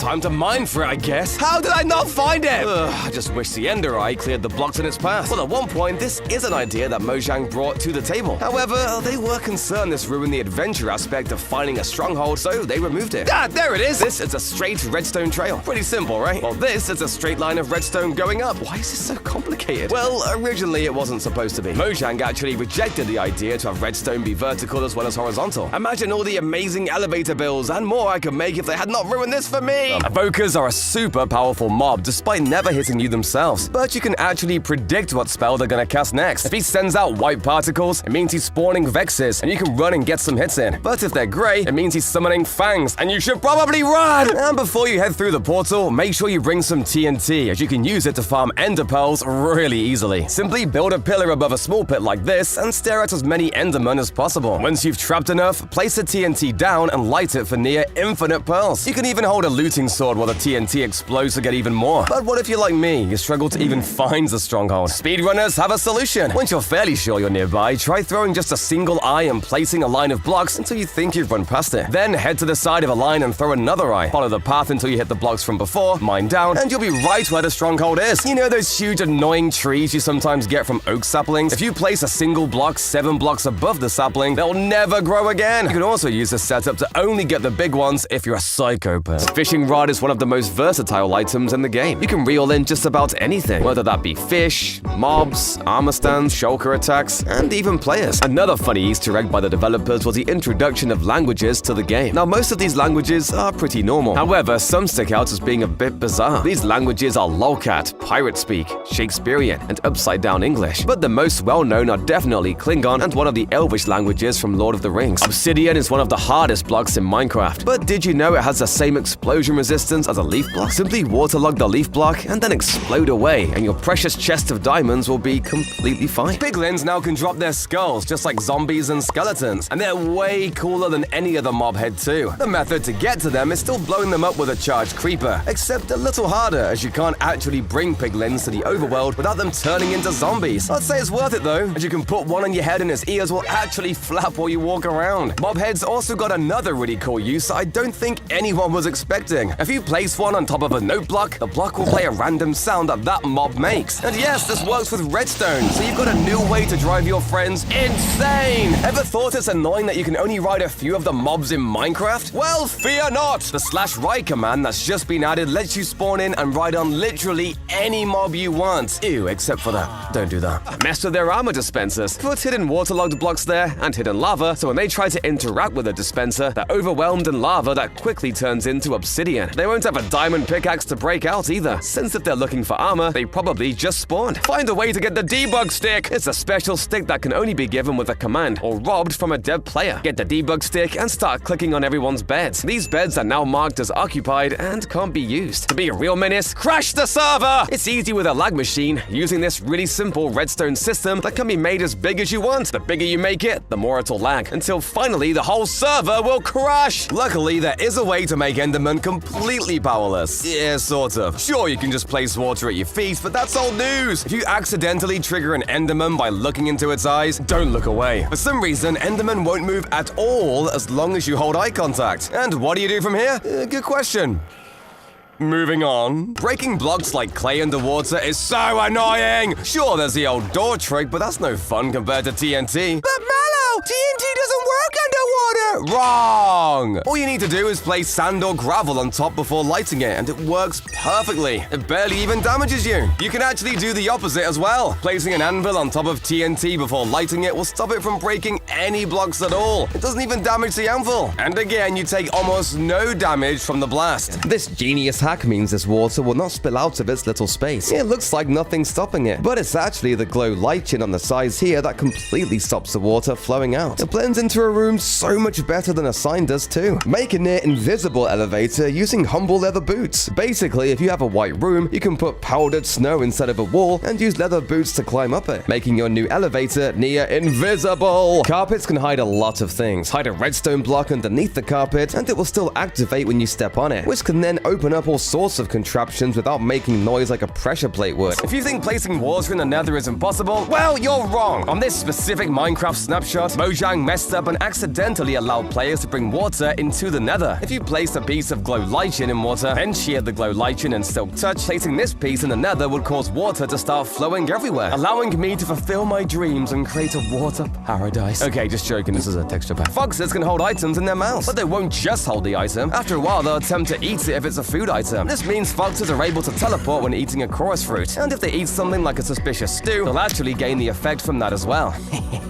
Just about everyone knows that sticks are a terrible fuel source when it comes to smelting items. But if you pour and that's all you have, I got you covered. Use a crafting table to turn them into ladders, which will make your sticks much more effective as a fuel source. The Riptide Trident can let you fly through the air. But there's an issue. It works when you're wet, but if you're submerged in the water, you actually don't fly as high when you launch. This is because the water that you're in slows you down like crazy. Really, you should be standing in a puddle. And it works way better. Now, I definitely can't unsee this. When you connect 2 blocks of this glazed terracotta together, you end up with the face of a penguin. They're peeking up over the edge of the block. Put them in your guest bedroom so they can watch your friends sleep. This villager is unemployed and he just hates it. Now you can tell. Put a workstation 32 blocks away in a super complex maze. The villager will make his way to it without fail. Look at him go. This diamond sword looks so awesome and blue, but it's actually hiding a secret. Did you know that if you lower the contrast on your device to 0, you're gonna find that it looks exactly the same as the iron sword? I spent so many diamonds on this sword and it doesn't even look different. These bees are so heavy. Or maybe turtle eggs are super fragile because even bees, one of the smallest mobs in the game, will break eggs below them. Flying doesn't help either, as the Ghast, Phantom, and Alley all break eggs below them. What did the eggs do so wrong? When I look at a llama, all I will see is a vengeful beast because of this secret behavior. If you have the llama on a leash and you do something to upset it, it'll spit at you and will not stop until you are dead. This item is called the Heart of the Sea, but this is actually a lie! Because when you craft it as a conduit and fully wrap it in 42 blocks of prismarine to activate it, the heart will open. It's actually an eye! Mojang have lied to us! I can't look at people's farms anymore. All I think about is how slow they're growing. That's because people don't know how you're supposed to alternate your veggies in rows. One row of carrots, one of potatoes, and another of whatever else you're growing. For some reason, the plants grow way faster as a result. Redstone activation can be slow over long distances. But did you know that wall connectors count as a redstone connecting block no matter how tall it is? That means you can instantly activate redstone with a contraption like this. Did you know that mob heads fit perfectly on top of wall blocks? Skeleton skulls also match really well with andesite or diorite walls, zombie skulls with mossy cobble, and wither skulls with deep slate walls. I don't know what you could use this for other than making gravestones, but hey, you again! Stop taking my job! The nerve of some people. Anyway, ever wanted to play pool in Minecraft? Well, you can't, sorry to disappoint. But you can make a pretty cool looking pool table by placing signs like this underneath green carpets and then surrounding it with trapdoors. But for a build hack you can use, try building this hammock. Hook it up using fence gates on the side, then attach some stairs, trapdoors to place the bed on, and some signs to complete the shape. You can even change the bed color to match the wood type for peak color coordinated comfort. Banners can be used to add illegal levels of detail in builds, so they're not just for marking maps or making a crappy coat of arms. Take Nick's J-Man's incredible train build he made using banners to perfectly match the real-life version. If people are literally making real trains now, what's your excuse? This lava doesn't hurt me at all! That's because it's a lava spawner, and not actual lava. It acts as a solid block, but can be built upon, doesn't set anything on fire, and doesn't emit any light. The purpose of it was to generate lava all around it. It would create real lava blocks over time that would act like normal lava. So technically you could build a wooden house on it, but it wouldn't last long. Some of Minecraft's great mysteries were lost in patches too. In Java Edition 1.2.1, Sandstone had 2 extra textures that could be generated, creating cryptic patterns. This diamond with eyes peeking out and this set of 4 symbols, a creeper face, Steve,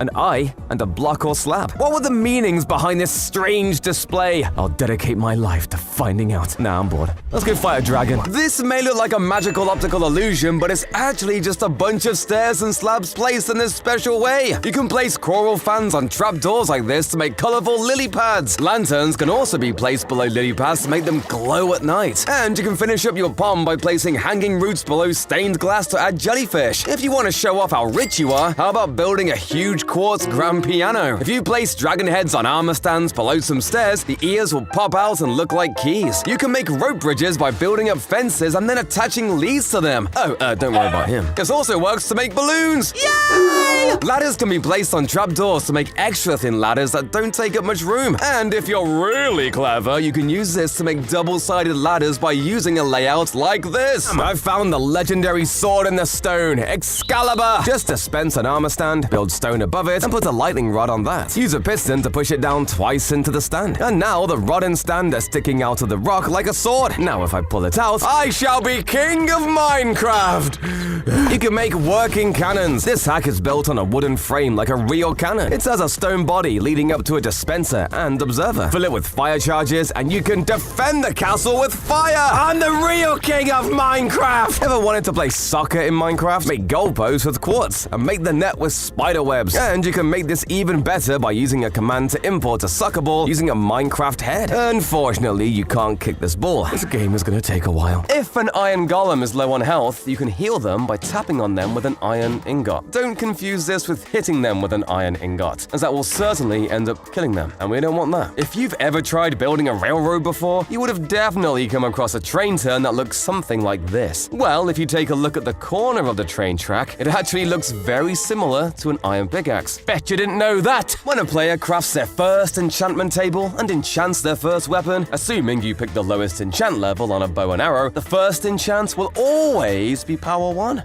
What a useless fact! I don't want power 1! Ass 1. These lines are totally straight. No curves or bends at all, but you can definitely see the curves, right? The contrast of black and white makes it look like the lines are bent according to the direction the black sections are pointing to.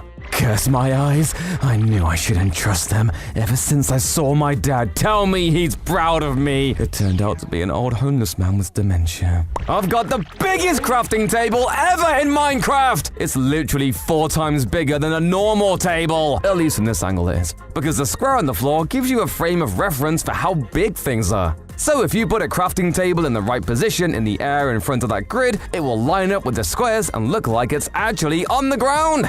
I'm so proud of making this illusion. It's made me feel 20 feet tall. Rah! Bow before me, tiny villagers! This mushroom is a light source. It may not look it, but the brown mushroom is generating the lowest light in the game, light level 1. Before glowberries, it might have been the only food that could glow. In fact, this is actually based on real mushrooms that glow in the dark. In the Java edition, you can use rail tracks to block mobs completely. Certain enemies like zombies and piglins will not cross the rails, unless they're a phantom and fly over it. Check out this sick grappling hook made entirely in-game. You just use a bunch of command blocks. It checks that you launched a fishing bobber, drags you toward it, removes the bobber when you reach it, and even stops you when you hit a wall for a perfect grappling hook experience. Imagine a mob in Minecraft that was larger than the Ender Dragon, Wither, and the Warden combined. Well, this is the Whale, a huge behemoth of a mob that would have just added some diversity to the deep oceans. This would have been a really cool addition for the oceans, as it would have given them a bit more exploration, similar to games like Subnautica. However, I can understand Mojang not wanting to teach kids to hunt whales. Armadillos are a cool addition to Minecraft and all, but honestly, I wanted the penguin. The penguin would have been another mob that could have been found in ice-related biomes, which at the moment only have one mob, being the polar bear. I just think the penguin would have been a far better addition for diversifying the game, as opposed to the armadillo. Plus, dog armor is a stupid addition. You can't stop me! This next mob has technically been in the game for years now, but never in survival mode. The giant has been a feature in Minecraft for ages, but it was never given any AI or spawning capabilities outside of of using console commands. Imagine adding the giant in full to the game. How cool would that be? Want to loot a desert temple? Do not forget your water bucket. It's really useful if you accidentally step on that central pressure plate. Dig through it to expose the TNT, then pour that water on top. The first TNT will explode, but won't damage anything, or ignite the other TNT. This trident with Riptide is great for the high jump, but a big mistake people make is using it in deep water. You actually do much higher jumps in a one-block deep puddle. The Sniper Duel achievement can be really hard to get normally, but this is Minecraft. Get creative! Trap a skeleton in a hole, put a block above its head, shoot the block with arrows, put a sticky piston there, connect a switch 50 blocks away, pull the switch, the block moves, the skeleton dies, and you get your shiny new achievement. There are only 128 strongholds in an entire Minecraft seed, and if you dig block by block, you have a 1 in 23,420 chance of finding one. Yeah, that's insane. So, let's look at how to bypass this insane probability without using Eyes of Ender. All you have to do is trap yourself in a 1x1 hole and put a gravity block like gravel above your head. Bear this up with Optifine, and you'll be able to see for miles. Although, you might not want to do this trick with an anvil. You might have already known that lava is the best item to use for smelting, but with auto-crafters, this trend is about to change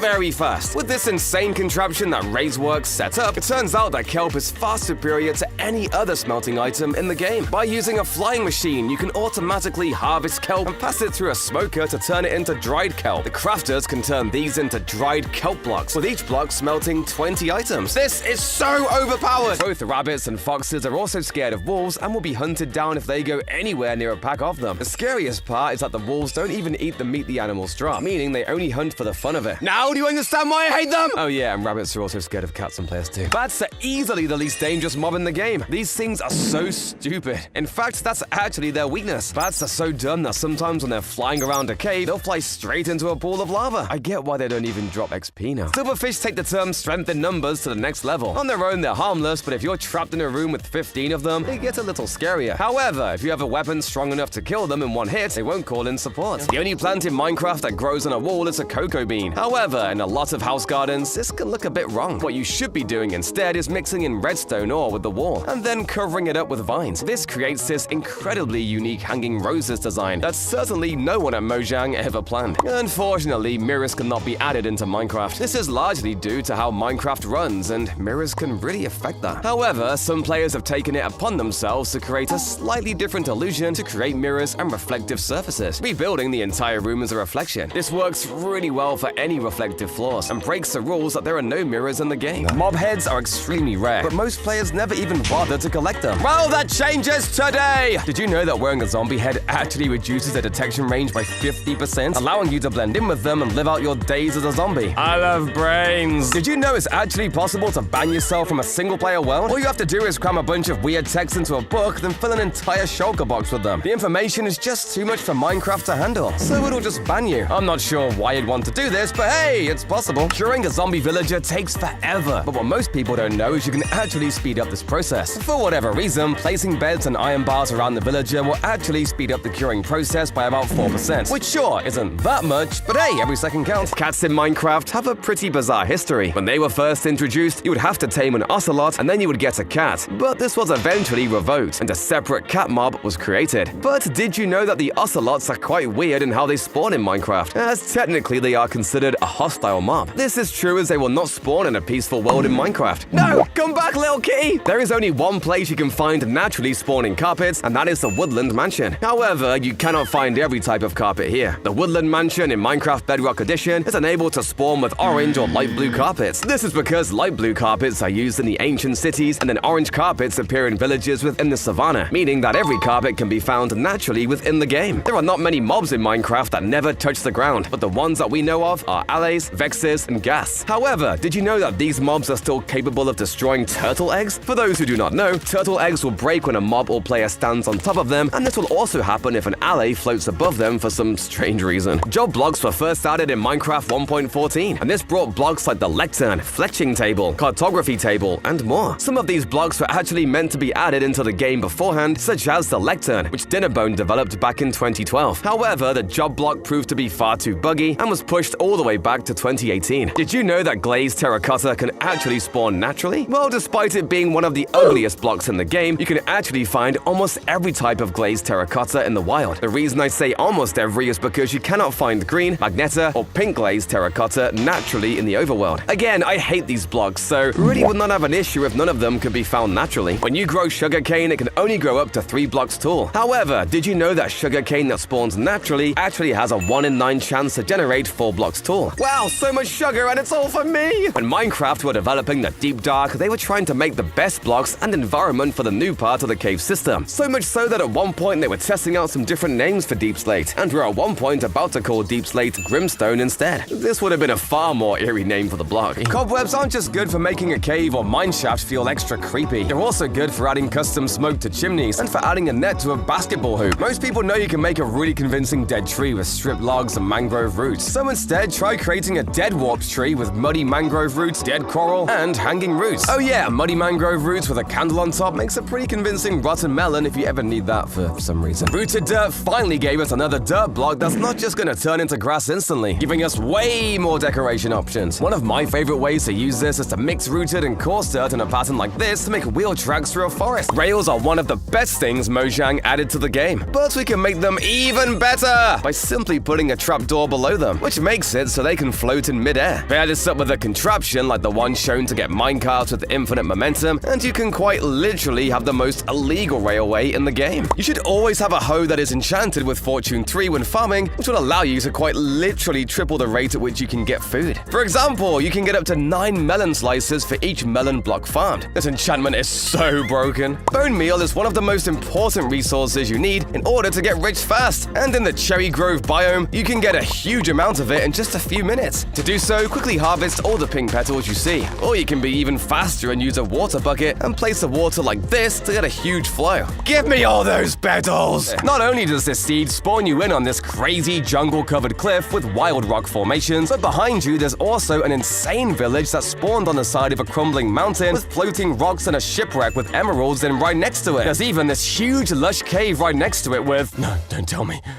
Oh, thank God. Woodland mansions are super rare in any normal world. I don't even remember the last time I found one naturally. That's what makes this seed with a giant dark forest truly mind-blowing. If you stand on this block with max render distance, you can see 4 woodland mansions at once. Looting them gives you 2 notch apples, as well as presumably infinite totems of undying. And sure, numbers are cool, but it's size that really matters. It is? Anyway, check out this gigantic woodland mansion. Because it spawned on this huge windswept forest hill, half of it is suspended over the side of a massive cliff, which caused it to generate on a huge chunk of pure cobblestone. My favorite part about it is that you actually spawn on top of it too. Good luck getting down though. One mistake the Mojang developer Surge made actually stayed in the game for 3 years, and no one noticed. According to Surge, he messed up parts of the world generation so that the direction right was actually forward and back was actually left. The funny part of this is that nobody noticed, despite how infuriating this mistake may be. Fireworks and elytras have become paired with each other. You will never use an elytra without having its trusty sidekick nearby. However, this was not always the case. When the elytra was first added to the game, firework rockets did nothing. The elytra was meant to be more of a glider than wings, and so Mojang decided to not implement a way for them to fly, until players discovered all they had to do was shoot themselves with a punch-2 bow. Then they would be able to fly to their heart's content. Sea pickles are one of my favorite plants in the whole game, but a lot of people seem to forget you can place them outside of water. They won't give off light anymore and lose their little pickle stem thing, but they do make for a nice decoration or extra piece of color somewhere in your build. Oh, and you can place paintings behind them too. What's even crazier than this though is that you can also place lily pads outside of water too. Kind of. As long as the block is waterlogged, you can place them down. This means they can go on trapdoors, scaffolding, slabs, drip leaves, leading to some really cursed effects. It can also be placed on ice, which is like, I guess, waterlogged? I really don't know anymore, man. Oh, and speaking of lily pads, the direction they face depends on the location of the block and not the way you look when placing them down. It changes block to block and seed to seed, meaning you can never predict which way a lily pad will face. You know how you can preload crossbows with an arrow or firework? Well, it turns out you can do this in bulk. Fill your inventory up, and then spam drop and fire the crossbows to turn yourself into a literal machine gun in Minecraft. If you look closely, all of the regular tools in the game have a regular brown stick for their handle, as they're all made with overworld materials and wood. But the netherite tools instead come with a darker crimson handle, reminiscent of what a crimson stick would look like. It's nothing crazy, but it's cool to also see the attention to detail Mojang sometimes shows. In 1.19.2, there was a glitch that allowed you to completely bypass fall damage. If you jumped from 35 blocks or higher and hit crouch at exactly the right time, you'd be able to walk away like nothing happened. Ow! It's really hard though! If the floor of your friend's base is only slab, then dig a tunnel under the ground of the building. Put a single water source block to have a little water flow through. If you ride a boat in that one block space, the water will bob you up through the floor and even let you interact with objects inside, like the button to open the door. Boats are amazing and can be used to break into buildings in a lot of ways. Put one on the roof and you can phase through by jumping in and out of the boat with perfect timing. Your friend might put an Elder Guardian near their base, giving you mining fatigue, making it way harder to break blocks to get in. That's why you should always bring buckets of milk. But if you don't have that, set up a bed spawn nearby and kill yourself! Mining fatigue is a 5-minute cooldown, so you'll have plenty of time to break in and loot the place before it can hit you with it again. Glowstone and sea lanterns are things of the past. Instead, try placing turtle legs on top of end rods to make a lampshade. By placing an armor stand with a chainmail helmet inside a block like this, you can add a pressure plate on top and make a cool decorative chessboard. You can't play it though, not that I even know how. If you place food on an item frame below a pressure plate, looks like it's being served on a dinner plate. Most people make castle gates, they're called portcullises by the way. Most people make portcullises with fences or walls, but the lecterns make a perfect and super unique version instead. Are villager trades unfair to you? Then break the lectern, smash it to pieces and then put a new one in. A villager loses their job and has to reapply, and when they do that, they get whole new trades. Once you like a trade, make the trade and it will get locked in permanently for that villager. Have you got a pet zombie or skeleton? Pros know the best way to keep your undead army alive is by giving them hats. This blocks out the sunlight so they don't burn, even in a desert. Want to break tough walls? Well, pros know that if you grow a mushroom using bone meal, it will literally delete almost any block it grows into. Make sure it's not exposed to the sun though. The fastest way to make a big hole in the ground is a TNT duplicator. Keep this design high above the ground because it's going to be dropping TNT down and blowing up everything below it until you tell it to stop. Spawning right next to a village is great, allowing you to loot up, get food, and set yourself up for the nether. But with this seed, that's not exactly the case. Here, you spawn right next to an abandoned zombie village. Sure, there's a couple of hay bales, but don't try going in any of the houses. Around any corner could be a zombie just waiting to... Ah! Gosh!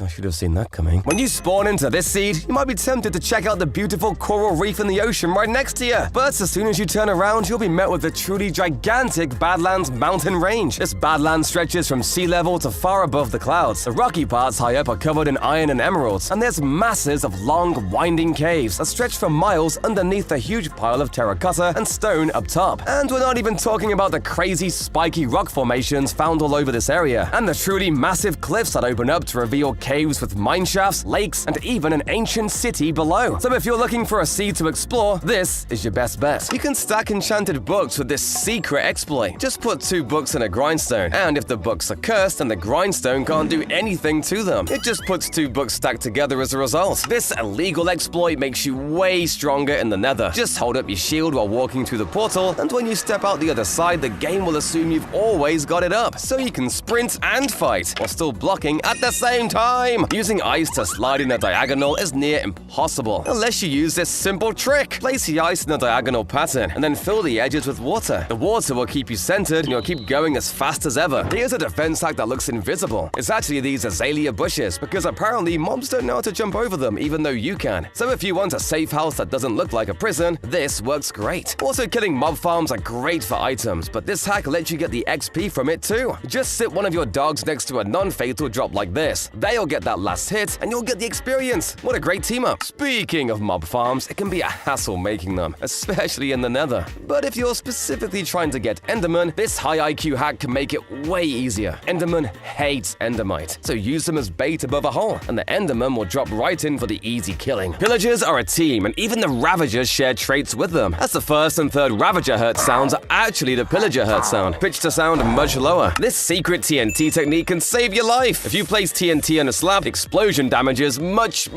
fewer blocks around it, making it much less scary to handle. You could even have TNT decorate your home, if you're brave. Fishing yanks fish out of the water at speed, but it's actually not an automatic animation. The fish are actually flying through the air, and if you step aside, they'll zip right past you. Use this secret to launch fish at your friends, slapping them in the face at high speed. Lava doesn't burn scaffolding, so try this trick on a friend trying to break your stuff. Put scaffolding in your house that looks like you use it as a ladder. At the top, put some lava and hide it from view. If your friend wants to be mean and break your scaffold, they'll be greeted with a face full of lava. This next evil trick is quick and easy. Wait at the top of a bubble stream shaft. Shoot a bunch of arrows of harming into the top. And when your friend gets to the top, they'll get hit and maybe even die. This naughty little trick is also really simple. If your friend boasts about their log cabin, go around their house, stripping a block here and there at random. It will look dreadful. Ever wanted to play Minecraft in Minecraft? That takes too much redstone, but this hack looks great. Make a desk with a pressure plate on top, put a painting behind it, blocking off the sides so it stays small, and put a button on the side to look like a mouse. Put a chair in front and you'll look like you're actually gaming. Hey wait, they're cheating! Bunch of hackers! This sucks, Dad! Remember back in the old days of the game when the best traps just involved placing gravel above signs? Well, these got 1,000 times better with scaffolding. Now, instead of spending ages placing signs perfectly, you can just place a layer of scaffolding hooked up to a piston, stick some carpets above it, and as soon as it's triggered, it'll plunge any players and their loot directly into this pit of lava. The most difficult part of creating a secret base is trying to hide the entrance, so try this idea out. Build a regular wheat or potato farm above wherever you want your base to be. Then break a block behind the crop like this and hide a button in there. Not only is this almost impossible to see, but nobody will ever suspect this lovely little farm being the place you hide all your valuable gear. Something that you never knew was that TNT is affected by weapon enchantments. For example, if you use a flame-enchanted bow to light up a block of TNT with a looting item in your offhand, you can farm tons of drops instantly. This can be especially useful in farming music discs. What do you think is the best way to find ancient cities? Dig straight down like a noob? Nope! Ancient cities always generate at any level of -52, and are most likely to be found under a mountain. Only the richest players can test this myth out. Apparently, nether stars are disappoint when you explode them. It feels so wrong to do this, but let's try it. Hey, it actually works! You can even do it with stacks of them without losing any. I bet you can even put them in item frames, and oh no. This works because it would really suck if you killed a wither and the star got blown up by the final skull. But what if you were fighting it near lava? Would you still be safe? Nope.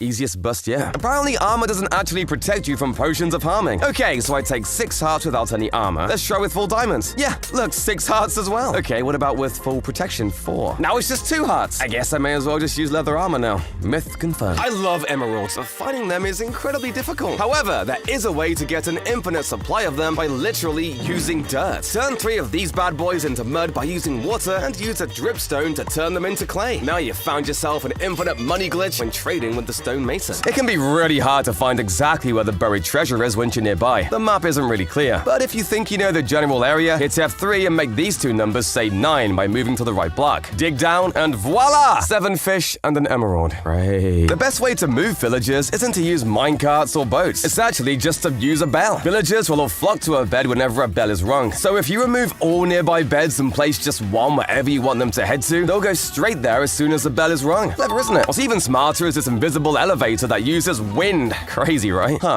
You didn't see that. Okay, fine, it's not a wind elevator, but it's still really cool. If you place a bubble stream in a corner behind 2 honey blocks and then maps in item frames on the honey blocks, you'll create a hidden elevator that really does look like magic. Minecraft seed hunting is really quite cool, and players have even found things like the title screen, the world icon seed, and even this next secret seed which has a huge generation of Notch's face. Sometimes you can't help but feel like Minecraft is lacking a lot of customizability. However, in older versions of the game, this wasn't the case. As back in Minecraft 1.7.2, there were some super secret endings that would let you change how the entire game looked. My favorite addition to the game from the Caves and Cliffs update was definitely the axolotls, and in particular the highly elusive blue axolotl. However, did you know that this is the only version of the axolotl that cannot be found in real life? The blue axolotl was actually suggested by user Dark Eyes Flame on Reddit, where he suggests a blue axolotl be added to reference Mudkip from Pokemon. Just look how adorable he is! Have you ever wanted to place the same sign above multiple different chests? Well, this little known detail will save you tons of time doing this. If you are in a creative world and you press Ctrl plus middle click on a block, it will copy everything about the block, including any writing. This even works for chests and lets you duplicate the items. I will be rich beyond your wildest dreams! Lightning is one of the weirder weather types within Minecraft. If lightning strikes a creeper, you get a charged creeper. If it strikes a pig, you get a zombie pigman. But what happens if it strikes a turtle? Well, you get a bowl. Now all I need is some milk and cereal. The compass is probably one of the most useless items in Minecraft. Its only function in vanilla Minecraft is pointing towards the world spawn. Well, actually, that is not entirely true. If you were to go into your inventory, you would notice that the direction of the compass can actually change based on where you are in your world. That is because the compass will always point to the north when you are in your inventory. Now I know where to avoid.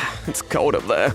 Everyone knows that raw chicken in Minecraft has a chance to poison you. This is largely based on real life. However, did you know that crouching in Minecraft while eating raw chicken can actually lower the chance you have of getting poisoned? I think this is a reference to what happens when you eat chicken that may not be as good as you thought. Everyone knows about Minecraft Java, Bedrock, and Education Edition. But did you know there is actually one secret version of Minecraft you probably didn't know existed? Minecraft, much like many other games, has an entire version that is solely for China. Because China is the largest video game market in the world, of course Minecraft would make an exclusive version for China. Speaking of villagers, the best survival players know that they're actually the most overpowered thing in the game. If you find a librarian and destroy its workstation, you can place it down to repeatedly change its trades. And given that their first trade is usually an enchantment book, you can keep doing this until you find exactly the enchantment you want. You can even kill and cure it to get a perfect deal. Losing your base in Minecraft is a real problem. It can be super hard to keep track of in a literary infinite world, and coordinates can be really hard to remember. That's why it can be a great idea to not only craft a map, but also name a banner, place it down, and right-click it with the map. This will give you a permanent marker you can follow home that's way cheaper than a lodestone compass. One of the oldest ways to mark your base, though, is to simply just pillar up super high with blocks, giving you a beacon to follow home. These pillars can be useful in tons of places, but can be really annoying to tear down. So if you don't have scaffolding, try using gravel or sand. Then whenever you want to get rid of it, just place a torch or pressure plate below, and it will delete itself in a very satisfying way. Everyone knows how to break bedrock with TNT, but did you know that there is an even easier way to break bedrock that doesn't require you to spend hundreds of hours building elaborate machines? Just get yourself a drip leaf and bone meal it. That will destroy anything in its path. One of my favorite items in the game is a goat horn. However, in Snapshot 22W17A, if you went into your creative inventory on the snapshot, it seems that Mojang wanted the goat horn to be the do-it-all block. Do-do-do! Come, my goat army! Natural structures are basically just pre-built houses for you to use. Shipwrecks and jungle temples work great, but my favorite is the desert temple. Not only does it come with multiple rooms and doorways, it even has a section up top that perfectly fits a fully built beacon. What a time to be alive. Here's how to make a completely hidden base beneath your bed. Dig a hole beneath where your bed will go, add some trapdoors up top, and 2 minecarts placed like this on top of some ladders. Then add 2 beds on top and surround them with more trapdoors. Trust me, nobody's gonna find this. And if they do, ask them why they're sleeping around your bed. You can also just use a stair below the bed, but that's way easier to see. Now, obviously, the best way to hide a base is to simply just put it behind a wall. But breaking and replacing the wall every time is so annoying. But luckily, there's a solution. If you create a stone generator that replaces the block that you break, all you'll have to do is break the blocks each time, and they'll magically cover up the entrance every time. Use subterfuge! If your friend is in need of a certain mob, like a particular villager or perhaps the ultra-rare brown panda, get one for yourself and offer to bring it to their base. You can lead it over, and you'll get access to the base as you bring the creature into its new home. Once inside, steal as many items as you can. It's fair payment for such a rare panda. An endangered species, you know. Fencing has been used to cover this entire opening. There's no way in without breaking it, unless you get a trapdoor. The crawl mechanic actually changes your hitbox, and with a fence like this, if you set up a trapdoor right next to it and make yourself crawl, you'll be halfway through the fence already. Just keep moving through and you'll slide right in without breaking a single block. Does your friend have one of those ugly gravel paths around their house? Well, to punish them for not using this build hack from my last video, try this. Tear up their gravel path and dig out a pit below. Then add a bunch of signs placed like this that'll hold the gravel up. All you need now is a piston that would remove this block. And as soon as you step on this pressure plate, it all falls down! I'd also recommend filling the pit with cobwebs above some lava to really make them think about what they've done. Spawn trapping is one of the most annoying things to do to someone in any game. And luckily, it's super simple to do in Minecraft. All you need to do is remove all the blocks around someone's bed and place this obsidian chamber right next to it instead. Whenever they respawn, they'll be trapped in here without tools and forced to punch their way out. There are tons of ways to mess with AFK players in Minecraft that are way more fun than just pushing them into lava. For example, one of my personal favorites is to instead push them into a composter that's filled up to about here, and then close a trapdoor on top of them. For one, it looks hilarious, but it'll also be super funny to watch your friend try to figure out why they can't open the trapdoor. And when all is said and done, all they've got to do is break the composter.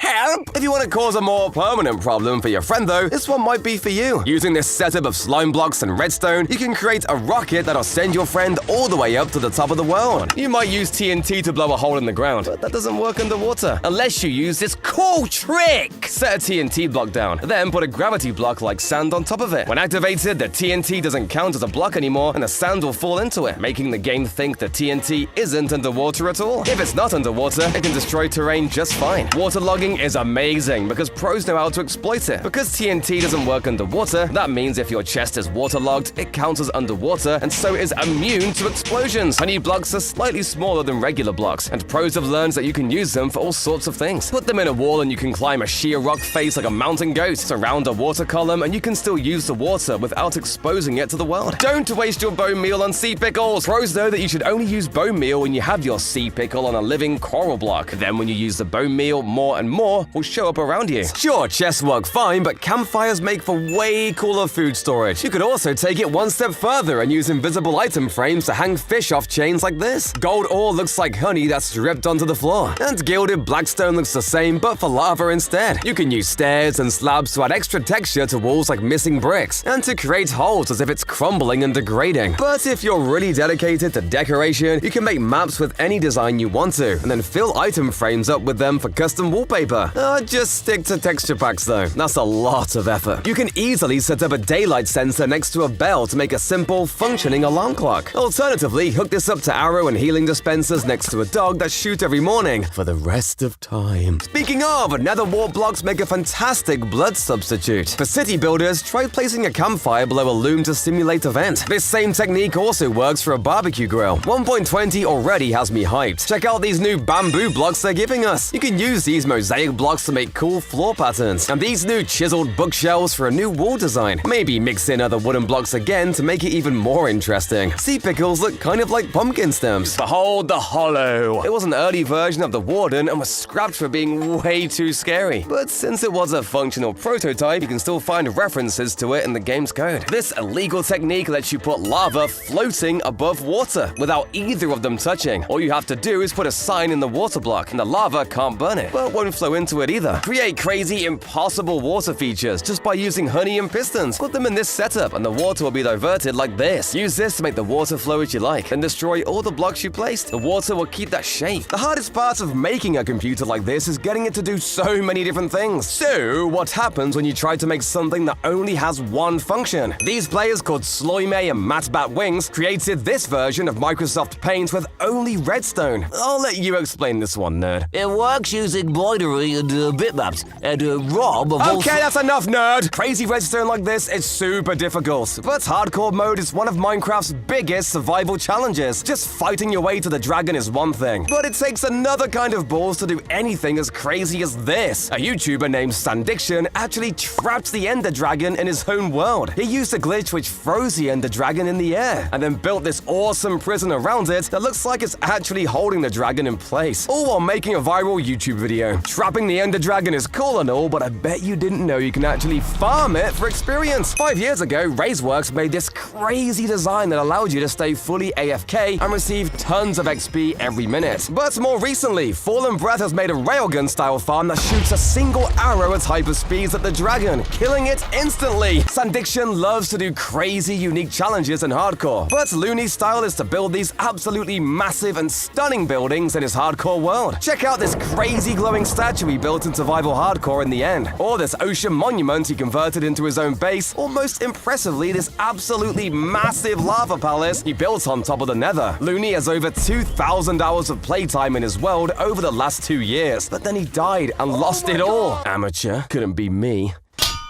Want a chair you can actually sit in? Try this secret technique by guiding a llama to your house, disguising it as a chair, and turning the llama invisible. All that will be left will be the carpet, which looks great as a cushion. Here's a fun fact that also happens in real life! In the game, axolotls will not follow you unless you have a live fish in a bucket. If the fish is just dead in your hand, they won't care. This is because real axolotls only eat live fish, and the developers wanted to show that in the game. Squid can survive out of water for about 15 seconds before it runs out of oxygen. But there's a secret fact here. The fact that the squid has a special change to his animation, slowing down as the oxygen runs out. However, if you want a less legitimate way to get super rich, there's still a bunch of ways to duplicate items in 1.19. By placing a fence under an end portal and dropping an anvil from 7 blocks above, it will duplicate the anvil. Activating tripwires attached to trapdoors will duplicate the tripwire hooks. I don't know why you need that many tripwire hooks, but hey, you do you, bro. And if you ever wanted to get infinite TNT, there's a ton of ways to do this using slime blocks, minecarts, and dead coral fans. Just make sure to use this to blow up your friend's build to maximize your chances of getting banned. But if you really like duplication items, we've got one more for you. All you need is some coral, some slime, an observer, a piston, and of course, some carpets. And voila! Carpet heaven. And the best part about this is that you can actually use these carpets as fuel in furnaces. I bet you didn't know that. Now, if you want to take it a step up to secure a Mojang ban, we got your back. As this happens all the time to people who buy accounts considered rare. If Mojang finds out you bought an account from someone else, they will lock it, and you won't even be able to play single-player worlds on it. The most valuable accounts are ones with short or special names like Iron, Moo, or Assman. God, I love that account. Or just generally accounts with special features or exclusive items. Mojang, if you're watching this, please unban Assman. It's all I have left. Look at this little baby temple for little baby treasures. It's made of all the same materials taken from a desert temple, and buttons are used for the details and patterns that are normally made with whole blocks. Let's climb inside and get those treasures. Oh wait, a little baby TNT. Oh god, I'm gonna die! This hack uses dark and light wood signs surrounded in wood frame to make a pool table. Put green carpet over the signs and only the top can be seen, looking like pool cues. Now, if only I had friends to play with. Swing got a real swing that actually swings! This uses a secret minecart underground with powered rails angled up on either end of the swing distance. The minecart has a boat in it with a bunny and a strider, both with leads attached to the posts built around the swing. Put a saddle on the strider and then turn it invisible as you ride it. The saddle looks like it's actually swinging by the leads. I hope I haven't made this too fast. Ah! This automatic fireplace magically knows when you're around. Skulk sensors in the floor activate dispensers with flint and steel in them. They light netherrack blocks that burn and light the room. Then when you leave, another sensor activates the dispenser with water inside, putting out the fire as you leave the room. Wait, why did it turn on? Is there a ghost in here? There's a crazy looting glitch that lets you get the extra rewards of the looting enchantment even when the tool you're using isn't enchanted. If you have a sword with looting in your main hand, a regular bow in the other, enemies killed with the bow will give extra items. Everyone knows cats always land on their feet, but did you know that in Minecraft they also take no damage from a fall? This is based on cats' real-world ability to survive crazy falls. Some have even fallen out of a plane without a parachute and lived to tell the tale. Go beyond the end of the world with this command. It's a secret teleport destination that will put you on the other side of the world border. But be careful, because the moment you pass that border, you'll be taking real damage. Sand or gravel count as entities when falling down, meaning dropping it into a portal will build a nice little sandcastle. Not only that, but you can do the same with lit TNT and even dripstone. If you hit a zombie piglin next to a nether portal in the overworld, an extra zombie piglin can spawn from the nether, even if one isn't nearby. So how does that work, Mojang? Care to explain yourself on that one? Your trident will always come back, as you have the loyalty enchantment. However, if your entire inventory is full while throwing it, it won't come back to you and will leave you forever. Or it will do whatever this is, which probably counts as some kind of assault. That's a lawsuit waiting to happen. I just shrunk the whole world into a single glass block. Look, even small animals are trapped inside. Okay, not really. It's an illusion made by a glass block, sitting in front of a large room dug deep into the ground. Look at it from the right perspective and it looks like it's actually held inside the glass. Yes, my trapped little creatures. That's what you get for stealing my watermelons. These circles are lying to you. They're actually the same size. The trick is what you put the circles next to. When put next to large things, it looks small. Put it next to small things, it looks large. Your brain tries to gauge something's size by comparing it to the objects around it, and so it gets totally tricked by this illusion. That's why I only stand next to small things. I'm tall, I swear. Look out, a giant is coming for us. Or is it? Much like the circles, these are the same size. But because the tunnel is there, the zombie that is higher up looks like it's standing on the pavement at the back, making it look much bigger. In reality, they're harmless. Oh wait, no they're not! They're zombies!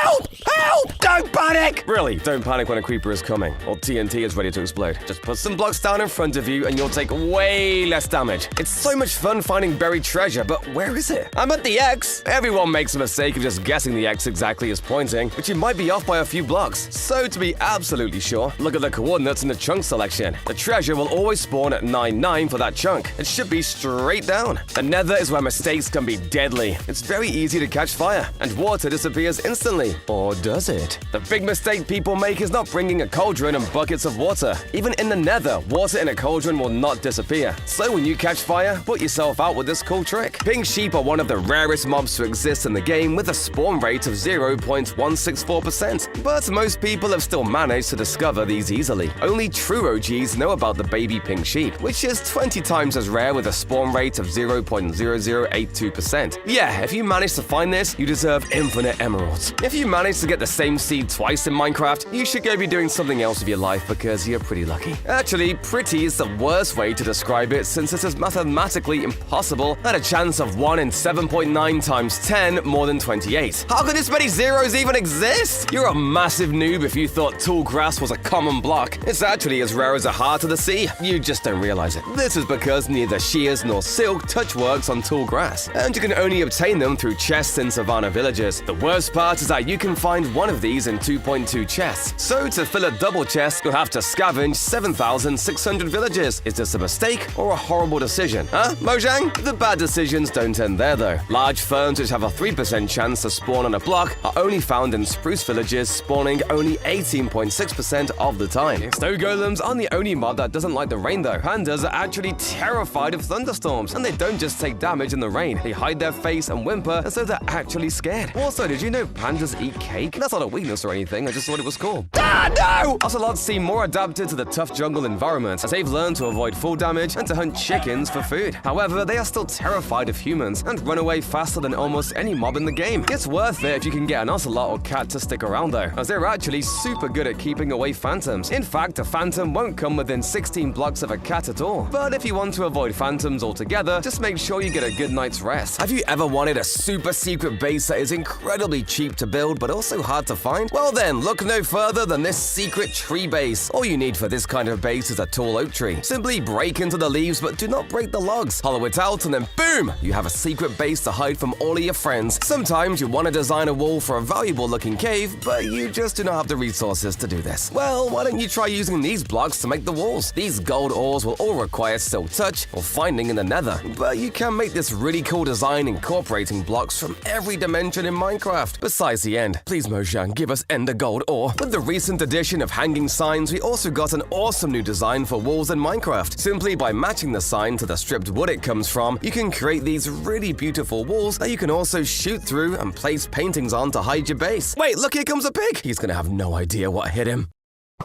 Sometimes defending your base can be a real pain, but with this wall design, you can defend your base from enemies while also having a nice looking wall design. And the best part is, you can use any fence, walls, and gates for this, meaning you can tailor this design to match any build you may have. The way dripstone is generated in Minecraft is kinda boring. It does not feel very intimidating whenever you come across one of these pointed dripstones, and that is why you should change the way they look with this build idea. Simply place some other blocks around the dripstone on the roof, and then you have a far better looking dripstone cave. Maybe even place some water above the dripstone to have a nice dripping water effect. Most players beat the Ender Dragon by taking out all the crystals and then hitting it with a sword. But excuse you? I watched Dream back in the day, and not only have I seen his face before he put the mask back on, but even I know that you can skip this process entirely by waiting for the dragon to perch and then using beds to blow it up. Take that, American military! Cactuses are able to destroy items and thrown at them, but they are the only block that can do this. Dropping an anvil on some items from 4 blocks or higher will instantly destroy those items. Pretty cool. The invisibility potion is great for hiding from your friends, also sneak past mobs, but for some reason, villagers will still look at you, even if you're completely invisible. The same thing happens with enchanting tables, so if you're trying to spy on your friends, make sure a villager don't snitch on you. Maps are one of the most annoying things to craft in Minecraft Java Edition. No one really needs them for anything, and that's why it is annoying when you need a compass to make them. So imagine my surprise when I found out that Bedrock Edition has a far better way of making maps. By using a cartography table, you can actually craft empty maps, using only a single piece of paper. Now I can have infinite maps! Cakes are my favorite food in Minecraft. However, I can never carry that many of them because they do not stack like any other food in the game. But in Bedrock, cakes are actually stackable. I can finally carry around 2,304 cakes in my inventory. You never know when you might be a bit peckish. One of the best creative features within Bedrock Edition is definitely the structure void. This is not a block that is only in Bedrock Edition, but the Java counterpart is pretty horrendous. In Bedrock Edition, addition, the structure void will let you place items on top of it, such as rails and flowers. But the best part about this is that you can still walk through the structure void, meaning you can make amazing looking roller coasters without all the hideous blocks for your rails to go on. Looking at the sun can be immensely dangerous. However, within the Java edition of Minecraft, looking at the sun does nothing to you. If you were to do this in the Bedrock edition instead, you would see this weird blindness effect appear on your screen, which is what happens when you actually look at the sun. Although I will not look for too long. Ah, my eyes! My favorite build hack to use the debug stick for, though, is to just add a little more interest to my creative builds. You can turn this strange and boring bamboo farm into something cool looking by connecting the fence and adding leaves to the bamboo. It's literally magic. Beehives kind of look like empty storage containers, so you can use them for extra decoration in a cluttered storage room or attic. They also work great as drawers or a bedside table. You can make any English letter in a 4x3 space using different combinations of slabs and stairs. This chart by Cookie Dough Bread shows you exactly how to spell out anything you want super easily. There are tons of ways to add tiny details to your builds in Minecraft, but one of my favorites is this method of making footprints. Just chuck some invisible item frames down and then place some stake in them. All of a sudden, you've got some weirdly convincing looking footsteps. I love connecting my treehouse to other trees in Minecraft. However, I have never found a good way to make these authentic looking rope bridges. Until now! If you use acacia slabs and lightning rods, you can create this unique bridge design that even matches the area you are in. Just make sure you don't fall through the... Sharks are almost added to Minecraft, and even to this day I wish they were. However, did you know that you can actually have jellyfish in your exotic fish aquarium? Simply use a pink glass block and a hanging root underneath it to give you this amazing jellyfish for your own personal aquarium. Sometimes people want to have some fun and sell some items to their friends on a server, and this next build hack really lets you have that amazing Japanese-inspired design. This ramen stand uses armor stands underground to create these truly authentic seats. I just love this design. As far as seating goes in Minecraft, there really is not many options. However, this seat completely breaks the rules. By using blocks like slabs, stairs, iron trapdoors, and a minecart, you can make this amazing modern chair design. And the best part is, it actually works. Withers are a terrifying enemy with their deadly projectiles, but there's actually a secret trick that Minecraft has been hiding. If you set up 4 armor stands around you, they will take the hit from the wither skulls, receiving very little damage and protecting you completely. The new skulk blocks spread quick, but secretly there's a special tag that decides what can change into skulk and what can't. It turns out slabs can't change. You can use them to write secret messages or act as markers among the spreading skulk. With 1.20 now here, the new deep dark biome brought a bunch of secrets. This includes making the gold hoe one of the best tools in the game. It breaks skulk blocks faster than any other tool. And add that to the fact that it has the longest melee reach of any weapon, and the hoe has become a necessary item in your inventory. Explosions can send things flying, but if you use it too much, something crazy can happen. If you set this up, you can fill the minecart with TNT and blast a mob across the world. But if it goes too far, too fast, it'll reach an unloaded chunk and stop dead in the air, frozen in space. It'll only fall when you head over to load the chunk. We still don't know why sinkholes spawn in Minecraft, so that only makes ones like this look even cooler. And it doesn't just look awesome from the outside and contain these really weird flat chunks of stone, but there's also a giant and beautiful lush cave down here. Oh, and obviously there's an ancient city right below, because why wouldn't there be? Now a giant illegal hole in the middle of nowhere is pretty cool, but a massive square tower of water is even better. This is what some people call an aquifer, and there's another strange type of terrain that we think generates when a structure like this village spawns in the middle of a sinkhole, and stretches from build limit all the way down to this crazy cavern down at deep slate lava level. I'm sure these villagers could tell some stories. Everybody is excited for the new 1.20 update of Minecraft, but look at this new cherry grove biome. The only thing missing is for villagers like this one to spawn naturally in them. Somehow a tiny area of plain spawned in the middle and generated a super peaceful mountaintop cherry village that I think would be awesome to try and convert into a cool Japanese style village. I hate gathering books in Minecraft. It takes forever and it's not even any fun to do. So instead I use this Minecraft secret to get 700 blocks within an instant. If you find a stronghold with a single library and break each one, you get a maximum of 699 books. I can finally go on my cow killing spree! Minecraft's music discs are really quite weird. However, the weirdest is probably music disc 11. The music disc is so true to itself that it actually lasts 1 minute, 11 seconds, and 101 milliseconds, or 111111. There truly is no disc in Minecraft quite like it. Minecraft has some amazing structures and some less amazing structures. The stronghold is a perfect structure, whereas the underwater ruins are just kind of meh. Well, little did people know that these ruins can have some of the rarest items in the game and are considerably more valuable than you would initially think. Have you ever looked at a map of your world and thought how similar they all look? Well, this is actually simply because of how the terrain is generated, and this fact will shock you. Minecraft wants to create a world for the viewer that feels as natural and real as possible, and so they use an algorithm based on Perlin noise, which leads to the incredibly diverse landscapes you see in Minecraft. Honestly, just compare this image to a Minecraft seed, and you will see what I mean. Everyone knows about the iconic Minecraft music created by David Rosenfeld, or as he is better known, C418. But did you know he actually has a plethora of songs that were never added to the game? Whether that be for disagreements with Microsoft or for his own personal requirements for a song to be good enough, we will likely never know. Think mob farms are the best way to get XP? Think again! Getting achievements actually gives you experience each time you get them. So if you manage to find all the nether biomes, you'll get a nice reward of 19 levels. Speedrunner Feinberg even used this in his All Advancements world record to get the levels he needed to enchant his trident. This dude's got like 5 of my brains in there. Each block in the game has a hardness level that tells you how difficult it is to break or blow up, and it actually hides a pretty crazy secret. If stone has a hardness of 1.5 and obsidian has a hardness of 50, what do you think bedrock would have? A million? Infinity? Turns out it's actually -1. I'm sure there's some crazy nerdy code reason as to why this is, but come on, look at me. I've got no idea. Did you know there's a way to get extra inventory space instantly? Simply turn touchscreen mode on and use your number keys to put some items in the crafting grid. Then click off your inventory and you've got 4 extra slots just like that. Unfortunately, this was patched out in 1.19, but you can still use this feature in any other update. Splash water bottles seem like the most useless item in the entire game, but they're actually the only way to put yourself out in the nether. You can also use cauldrons for this, as water placed in them won't disappear in the nether. This even works the other way around, letting you place lava underwater. It's not quite as helpful though. The nether is a pretty uneasy place, and none are quite as uneasy as the Soul Stand Valley, with massive expanses of sand containing trapped souls. But one day they decided to add in these massive bone structures to resemble a long-dead species. Now, what if I told you that this species was originally going to have lived in the overworld? That is right, as there was originally going to be large skeletal remains found deep underground, but unfortunately they had some issues with spawning and were rejected, and instead used as a structure for the Soul Sand Valleys. Andesite, boring. Diorite, boring. Granite, boring. Stone. Why are all these so boring? But did you know there was initially meant to be another stone variant called bluestone? Why this was rejected is largely unknown, but I imagine it would have looked kind of weird. Villagers cover the world in Minecraft, but there are some biomes where the villagers were just kind of forgotten. Jungle villages are confirmed to have at one point been a thing. But I bet you didn't know that initially there were plans to have a village in the mushroom biome. Well, this is one that certainly makes sense, but I would argue that this biome was interesting and rare enough that adding a village would make it next to impossible to find. Luckily, this crazy lightning generator isn't quite as loud. You can make it with a piston, lightning rod, and channeling trident, and having a bunch of them allows you to do, well, not much really. But I guess you can trap your friend in a box like this and give them an electrifying experience.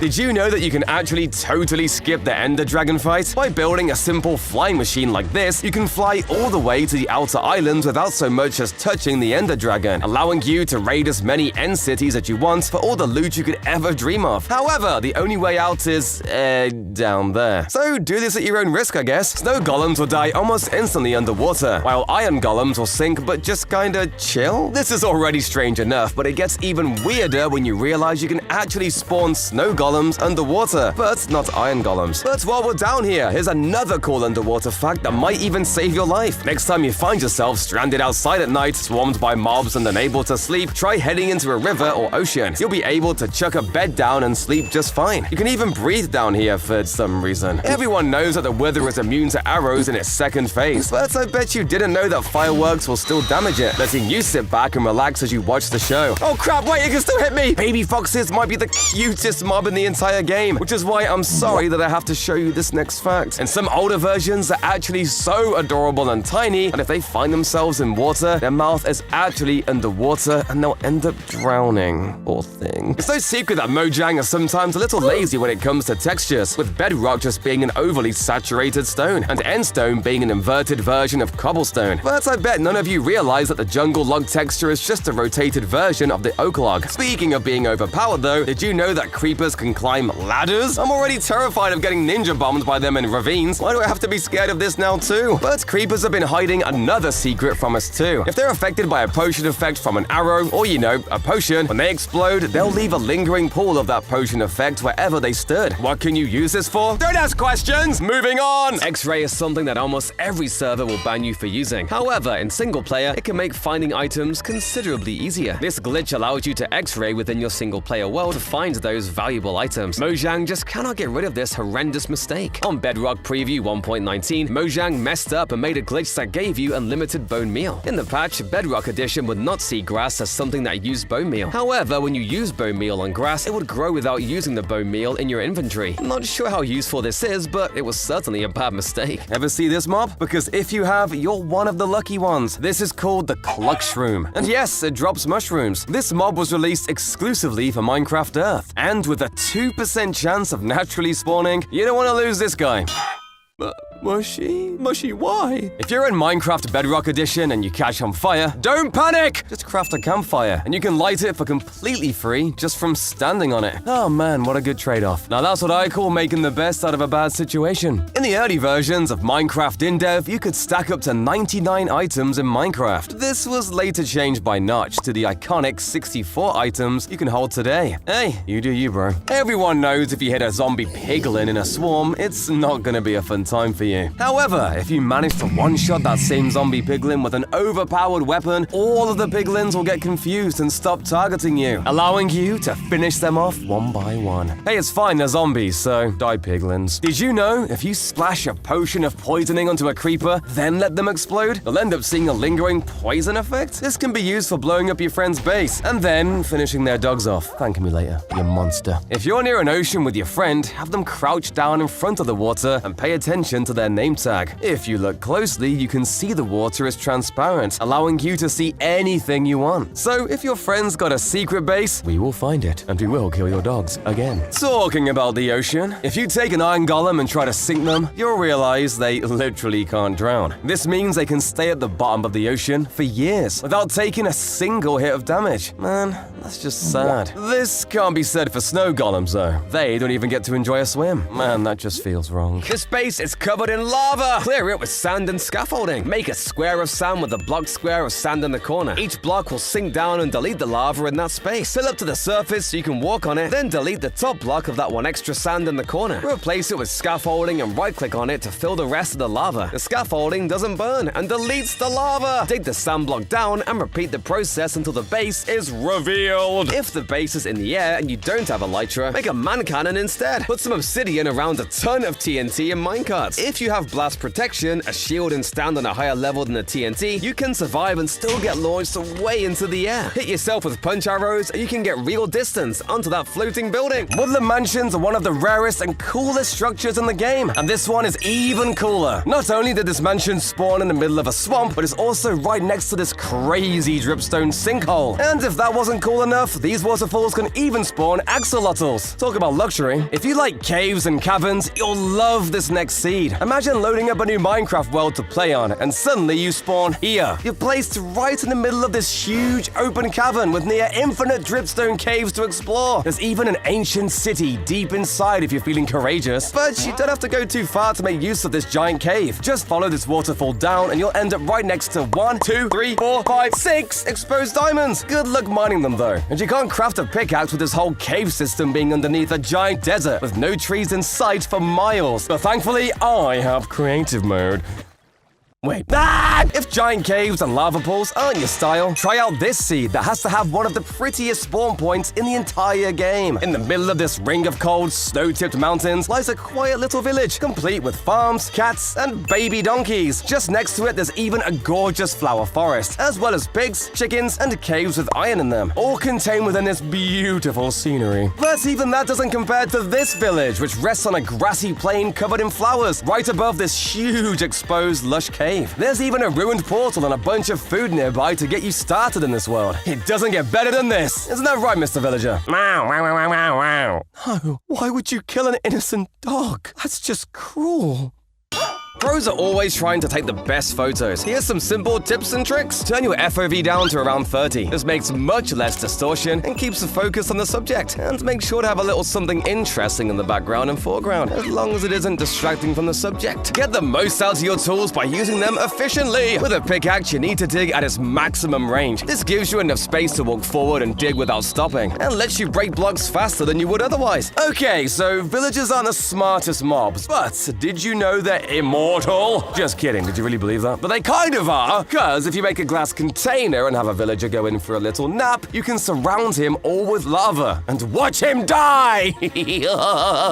Wait, how the did he survive? Really, Mojang? I'm trying to have fun here and be an evil man. Ghasts are annoying. Let's be honest, they're ugly, hurt your eyes, they suck. That is until you use them to turn them into a ghast turret. Yes, you heard that right. You can trap ghasts and turn them into your own turret machine. By clicking fast, you're able to direct the fireballs to wherever you want, making it the perfect defense for infinite TNT flying machines. And also just destroying your friend's house, and their dogs, and their dogs.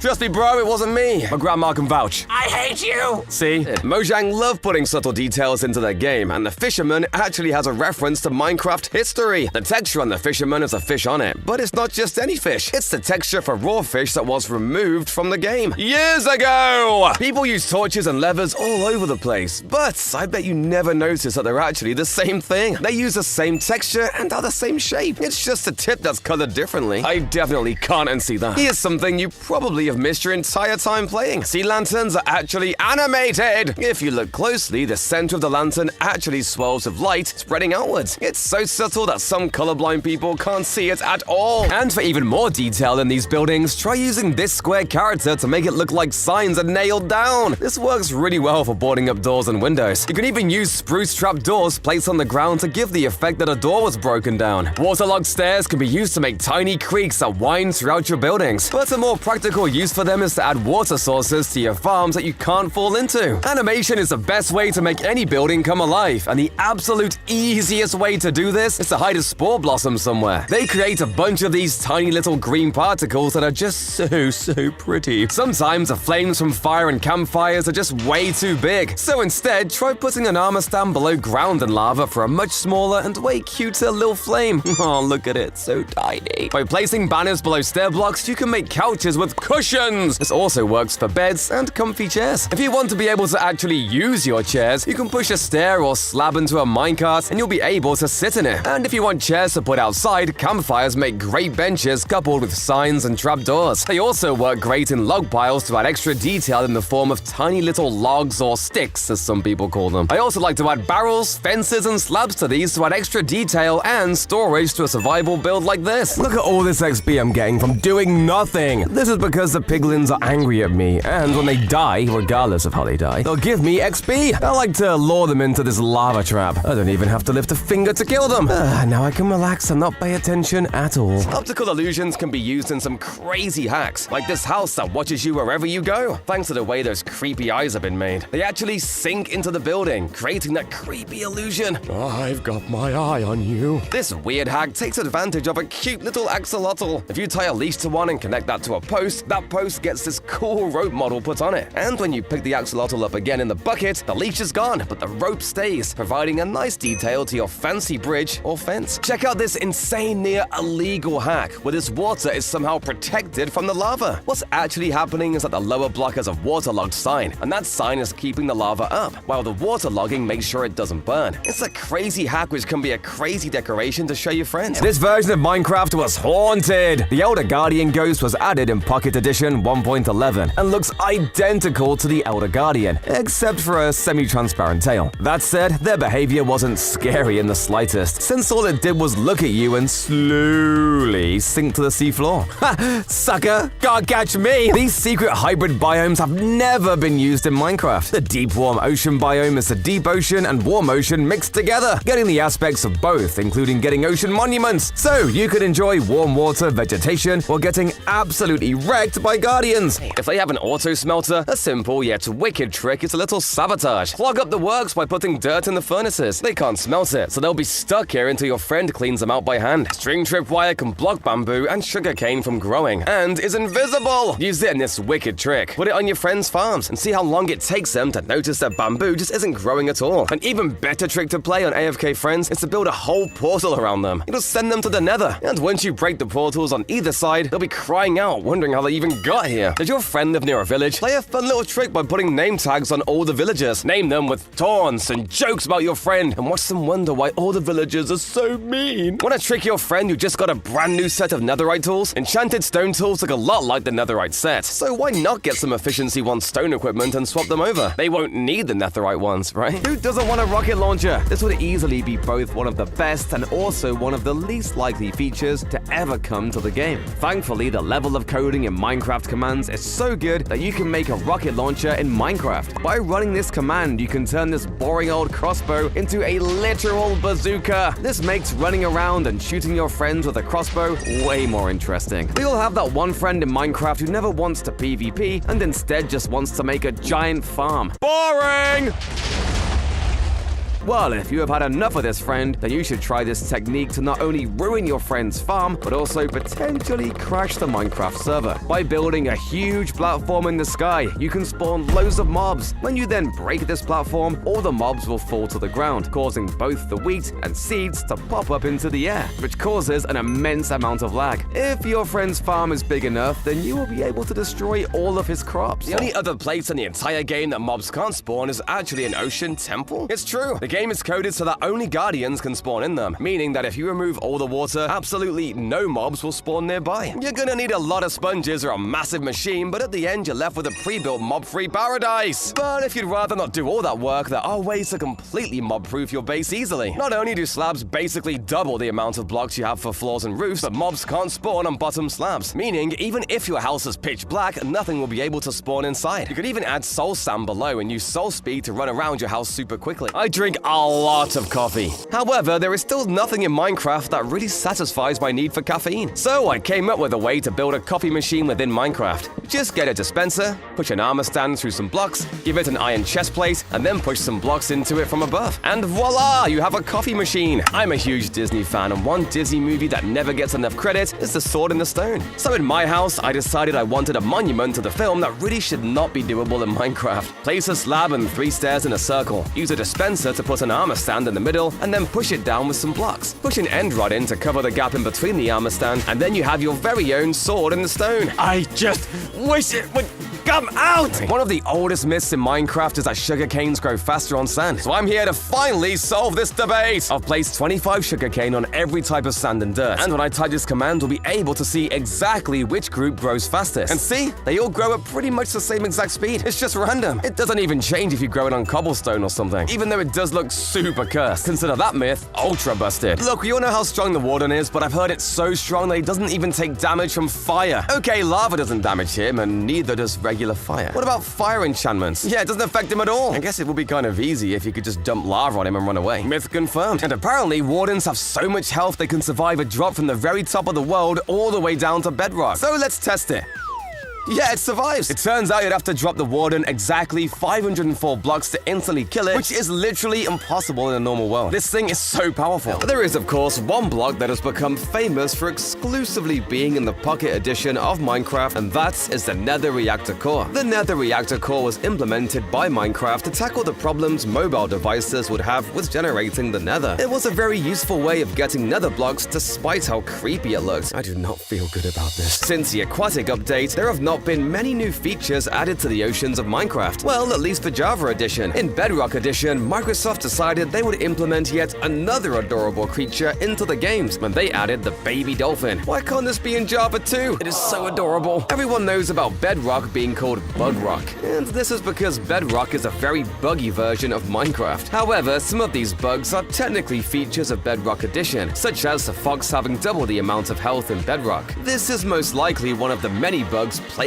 Bedrock Edition. However, it could well be a feature. And since the addition of Deep Slate and all the new caves, strip mining has pretty much become a thing of the past. But it can still be pretty hard to find caves. Thankfully, there's a few ways to make it way easier. Firstly, this number on the F3 screen shows you exactly how many air blocks are ahead of you, meaning the higher this number is, the more likely it is there's a cave in that direction. And to make it easier to find exactly where it is, try turning on subtitles. Not only will it make it easier to see which sounds are being played, but it'll even give you arrows pointing in the direction they're coming from. Raiding in cities can get pretty dangerous very quickly if you find yourself floating high above the ground, and that's why the best players know to always carry chorus fruit. If you find yourself in this perilous position, eating one will instantly teleport you down to the ground safely. Just make sure you still got the levitation effects. It doesn't go well otherwise. Sometimes a regular fuse of a TNT just isn't long enough to get you to safety. So if that's the case, try crouching and setting the block on fire instead. Instead of instantly lighting, it'll burn for a bit before lighting. Trust me, this isn't a troll. Trust me. I'll never do anything like that. Normally, to craft craft end crystals, you need to have an Eye of Ender, a gas tier, and 7 glass. But what if I told you that you could get it within a fraction of the time with just a little bit of luck? In Minecraft 1.9, Snapshot 15W44A, it was possible to obtain end crystals from skeleton trap horses. Although finding one is rare, it's much less annoying than having to deal with the Enderman and gas. I will never figure out why Mojang ended up removing this. Do they hate us or something? Call me a weirdo, but I love the sniffers because I'm a massive farmer. So you can imagine my surprise when I found out how to insta-hatch their eggs. All you have to do is place 2 moss blocks and a sniffer egg in front of a sticky piston. Let this run for 10 minutes and the moss blocks will now be glitched permanently, allowing you to insta-hatch sniffer eggs. Hey, stop coming after me! Hey, no! When you're out in the end raiding cities, shulkers can actually get really annoying, especially as you get further up the buildings. So before heading into one, grab some chorus fruit. If you get hit by a bunch of pellets and end up floating high above the ground, eat some chorus right before you fall, and it'll teleport you back down without dealing damage. You have to do it with levitation active though. I learned that the hard way. This does, however, also work with Elytras, allowing you to get back to the ground super quickly and painlessly.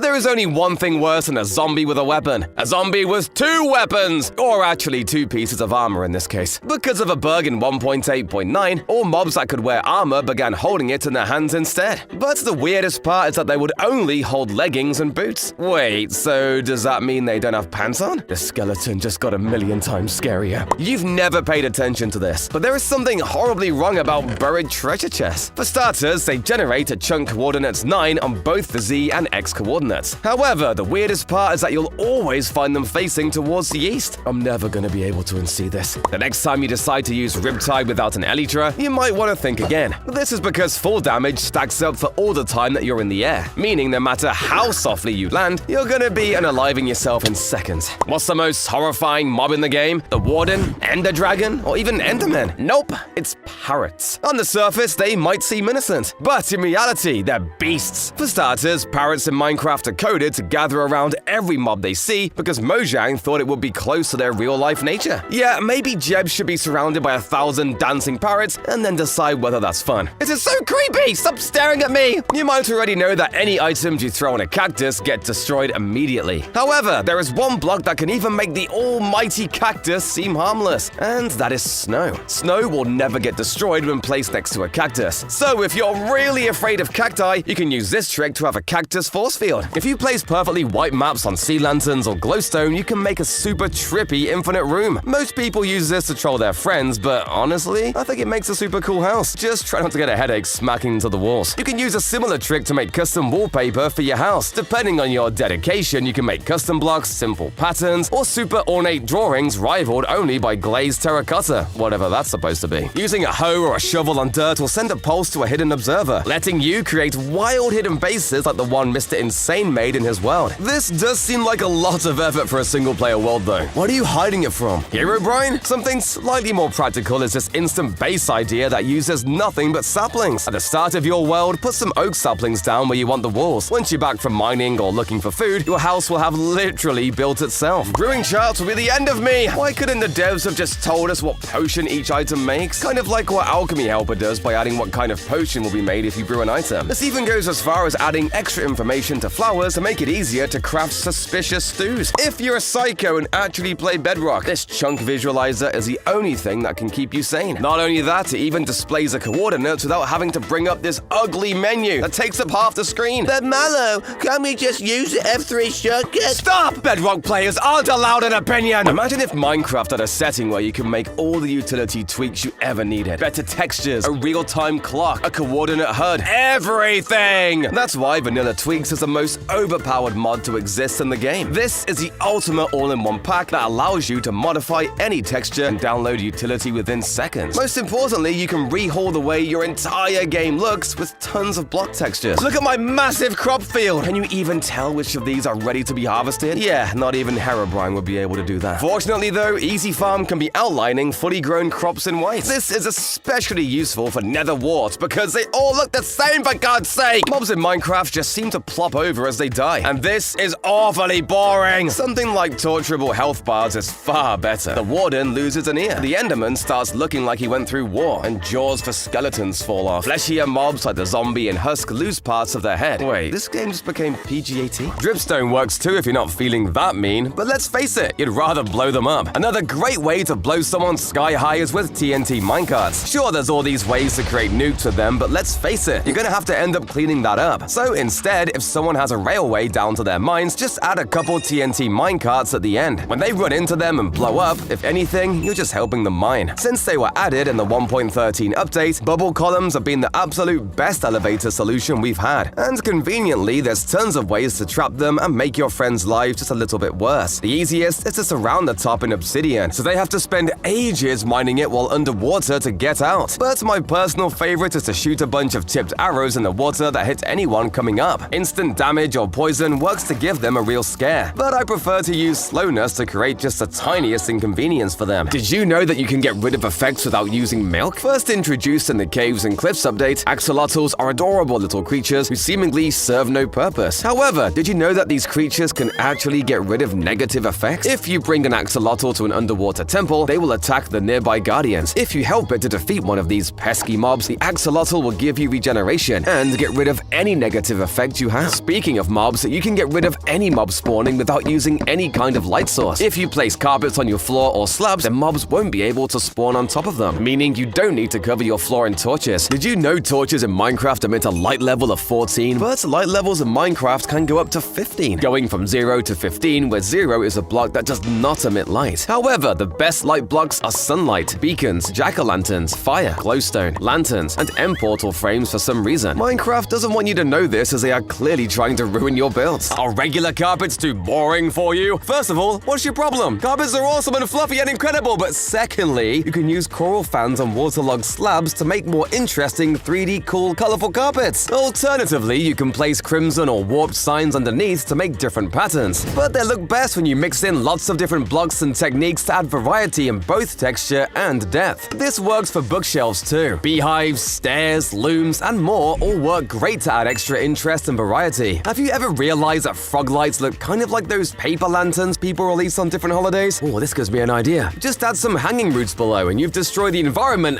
I made a beautiful light show.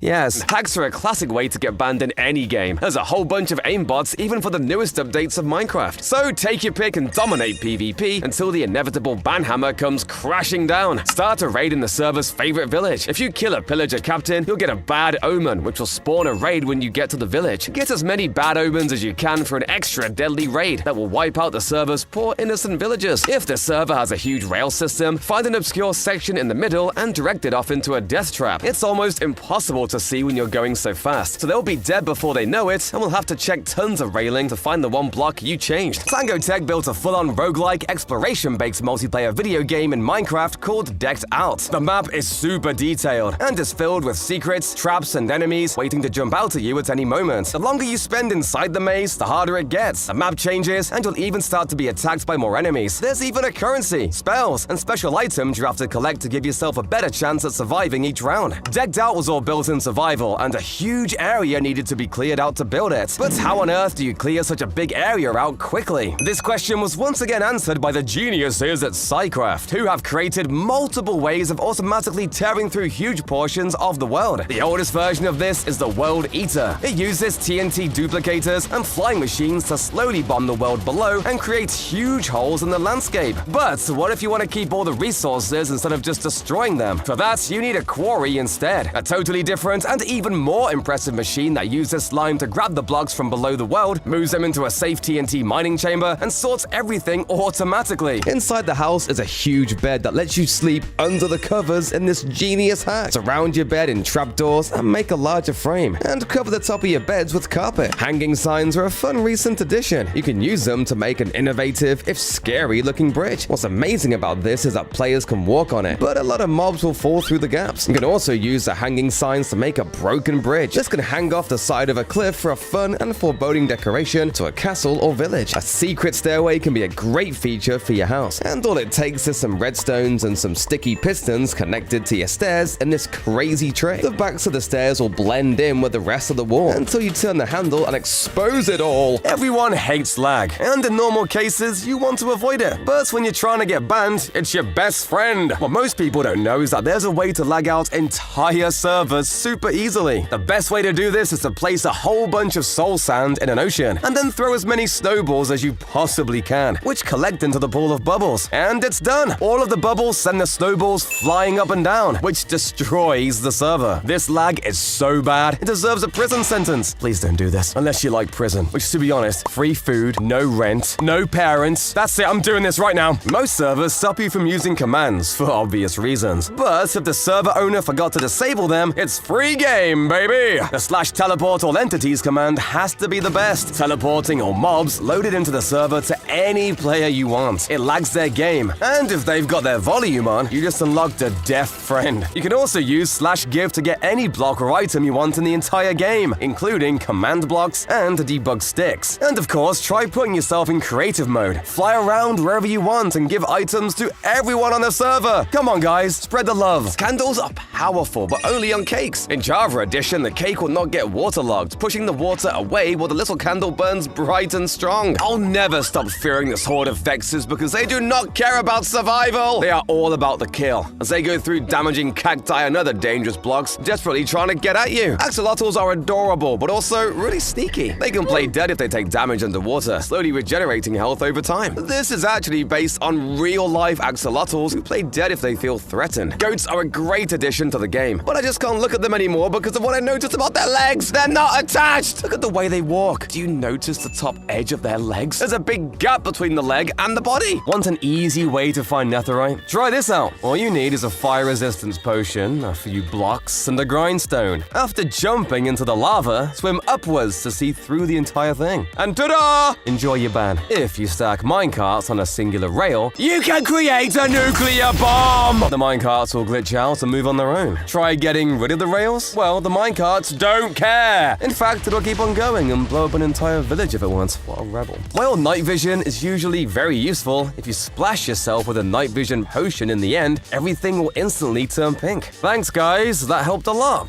Well done. Standing next to lava is safe as long as you don't fall in, right? Wrong! If you're next to lava when standing on soul sand or mud, it's lethal. How did I get on fire? Mud is wet! Fix your game, Mojang! We all love adorable little ocelots. However, Minecraft thinks they're violent monsters. They're considered hostile, so in peaceful mode, they're not allowed to spawn. I think that's crazy. These adorable little kitties wouldn't hurt a fly. Right, Mittens? Oh god, Mittens got into the chicken coop! This fun hack will protect your buildings from being mined away by dirty, griefing players. It's simple. Just hide an Elder Guardian underneath your home, and breaking your walls and floors will become near impossible. Another way to defend is to make sure your enemy actually dies with this high IQ hack. Normally, your enemy can jump out of lava, but if you put a honey block under a cauldron with lava in it, it becomes way harder, and almost guarantees they won't survive. This weird hack lets you actually sleep among the fishes. It turns out you can put a bed underwater, and it will make an air pocket when you lie in that bed. You can even use this hack to hide your bed away, because nobody will expect to see it there. Freak your friends out with this wild pig riding hack. See, if you make your floor out of path blocks and put a gap underneath the floor, you can ride a pig through that empty space, and your head will pop out of the path like a severed head greeting your guests. The nether looks great, and this hack lets you bring it to the safety of your own home. Instead of using a portal, put the obsidian blocks in your wall, then go through and recreate the nether on the other side. You get all the looks with none of the danger. This sneaky hack lets you hide vines under item frames, which you can then place maps over or paintings. The vines are hidden but still work, letting you climb them like invisible ladders. Have you seen a pyramid in Minecraft? No, not that one. These mysterious pyramids used to dot the landscape far away from the player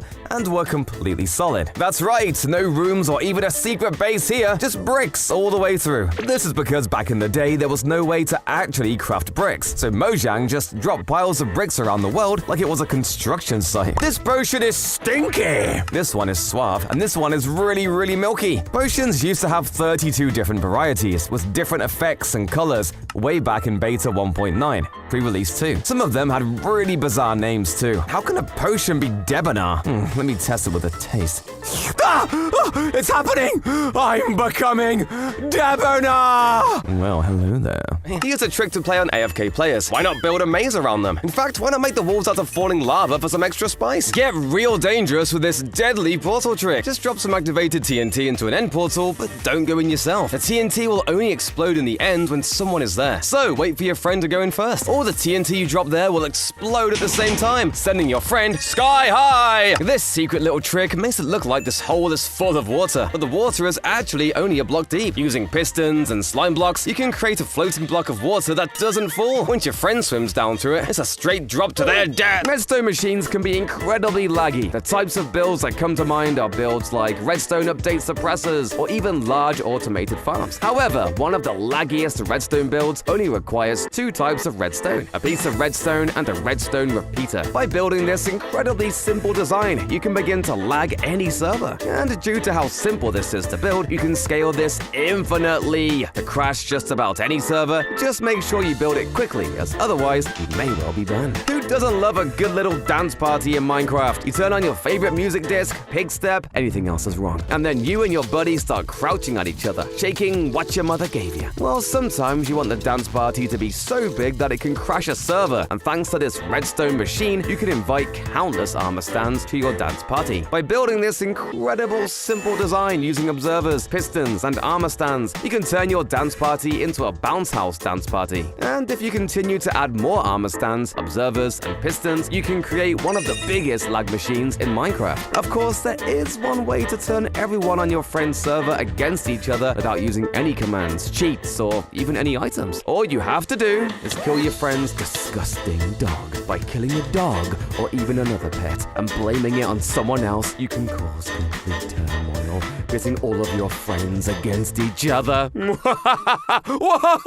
Wait, someone killed my chicken. Minecart rails also have the same effect, and you can make cool patterns out of them. But they have a second effect I think is even more interesting. For some reason, mobs see rails as completely impassable objects and won't ever walk over them. So if you surround your base with a railway, it'll be completely safe from the horrors of the outside world, and you get a fun little roller coaster too. Even though zombies can knock down doors with these, for some reason they're completely stopped by trapdoors. And given we can easily hop on all fours and crawl beneath, this simple setup works perfectly as a door that zombies have absolutely no hope of breaking down. Why do we have pyramids in Minecraft, but we do not have a mummy mob? Well, that is actually for a very good reason. When Mojang first added pyramids to Minecraft, they considered what mobs they could add to enhance the feeling of walking through a pyramid, but they could not settle on a good mummy design. And as such, they decided it would be best to add in the husk instead. Almost every animal in Minecraft has a baby variant. Cats have kittens, sheep have lambs, bees have, well, smaller bees. But one animal we will never get the baby variant of is a dolphin. For a short while, it appeared we were going to get baby dolphins as they appeared on Bedrock. But it turns out this was just a bug that was quickly patched. Give us the baby dolphins! But what if I told you this myth says cats are even more powerful? Sure, they only have literally 2% of the warden's health, but they have a special secret. No matter how far you drop them from, they won't take any damage. Apparently this is because in real life, cats can literally fall from 200 feet up and survive. It's so much better than a dog. Hey!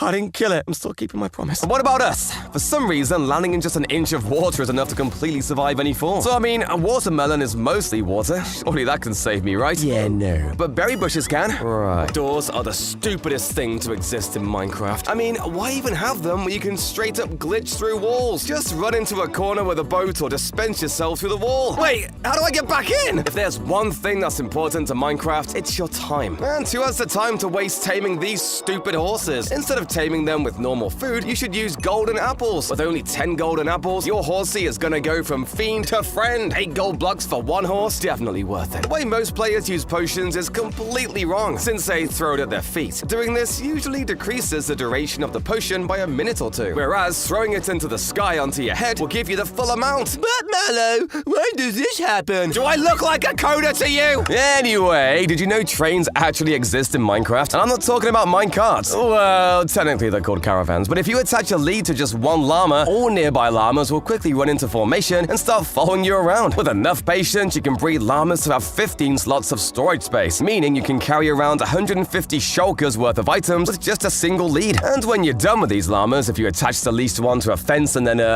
dispatch it, it'll lead the lead on the fence, giving you an extra bit of detail to decorate with. One thing that Minecraft is very bad for is storage solutions. The only real storage options are chests, barrels, and throwing stuff onto the floor and hoping you sort out your inventory quick enough so it does not despawn. However, these rule-breaking storage solutions can make your home look far better. If you place campfires into a cupboard of trapdoors, you can make this meat-drying cupboard. Certainly an interesting take on a kitchen accessory you didn't know you needed. I'm a bit bored of my bed. I think I want to get a bunk bed. And thanks to this building hack, I can create a bunk bed that finally lets me achieve my dream of having a bunk bed. But have no one to share it with. Not every person wants to live in a house on land. Some people want to live on a boat. And this building hack lets you have all of your necessities on one small boat. Time to sail the 7 seas! See you later. Unfortunately, there is no good couch within Minecraft unless you use mods. However, you can actually create the illusion of there being pillows on your couch. If you break the blocks out from underneath the couch and put armor stands with dyed leather helmets, you can create these really cool pillows for your couch and really bring the house to life. They are not very comfy though. Ender pearls are awesome for moving around and are even better in the nether. Here's a few tips to make you a pro at using them. If a pearl flies out of render distance, it won't teleport you until you load it again. This means you can throw a pearl wherever you want, lower your render distance, and travel wherever you want. Then when you want to leave, raise it again, and you'll be teleported to wherever you threw the pearl. Pearls can also be used to easily traverse the harsh terrain of the nether, but it can sometimes be super risky if you're pearling over lava or a long fall. However, if you're pearling against a wall, position yourself like this on the edge of a block, and click as fast as you can while the pearl is flying. When the pearl hits, you'll instantly place a block below you, saving you from certain death and making you feel really cool. Minecraft 10 years ago was a very different game to what it is nowadays. The game used to be filled with bugs, reused textures, animations, and so much more. However, this next fact may make you rethink the origins of the creepers, since they used to explode into leaves? Maybe at one point the creepers were meant to be some kind of leaf monster, but who really knows, as this may have been just lazy coding. Sometimes you want to get different colored wool, but you are far too lazy to search for the different types of dye. Well, did you know that you can breed different colored sheeps together to make different colors? For example, a blue and red sheep bred together will make a purple sheep. This is some really good attention to detail. Players will often use coal in their furnaces. However, this next secret is going to make your smelting considerably easier. If you were to smelt a single block of coal, you would be able to cook 80 raw pork chops. But if you use 9 coal, you would only be able to cook 74. This might be the most confusing math question I have ever heard. Everyone knows that Minecraft was originally called Cave Game before becoming Minecraft. But did you know there was actually another name in between these? Minecraft was originally going to be far more story-driven, and therefore it needed a name truly befitting of this style. And therefore, Mojang once worked with the name Minecraft, Order of the Stone. This is most likely also where the name of the group in Minecraft story mode came from. Walking over or punching redstone ore activates observers, meaning you can create hidden cave bases really easily, or even hide some under a carpet or snow for a hidden entrance that'll probably just end up getting activated by a chicken or something. For something a little more secure, try hiding a hopper beneath a block and having a special item filter that only opens with a block named a certain way. Hoppers work under snow, slabs, soul sand, or even path blocks, but you can take it one step further by using a hopper minecart instead, as it'll pick up items through literally any block in the game. Hoppers can take items through path blocks because they're just a little smaller than a full block. We can take advantage of this in another way by hiding a lever under a tree next to some dirt and using a shovel or hoe to reveal it. Let's take torturable health bars a step further by using Strizen's health bars. Although having each mob display their health feels like it's cheating, it's an awesome addition for newer players and could even potentially save you from unaliving a villager or two. Let's use X-Ray! Wait, hear me out. There are tons of illegitimate ways to get X-Ray in the game, but using X-Ray Ultimate is completely okay if you intend to use it in a single-player world. This can be super useful if you're looking for something like ancient debris or emeralds, but are the world's unluckiest player. But this is only for noobs. I haven't used it at all. What else was I supposed to do? Maybe the wrong banner patterns has driven me insane. I wish I'd known about banner pattern clarity much earlier. This allows you to see small symbols on banners or you put them in a loom to ensure that you don't end up wasting resources. I've missed diamonds hundreds of times at this point, all because this game is way too dark. However, Mining Helper is one of the most OP textures to exist, since it gives every ore a glow-in-the-dark effect. I'm never missing an ore after this.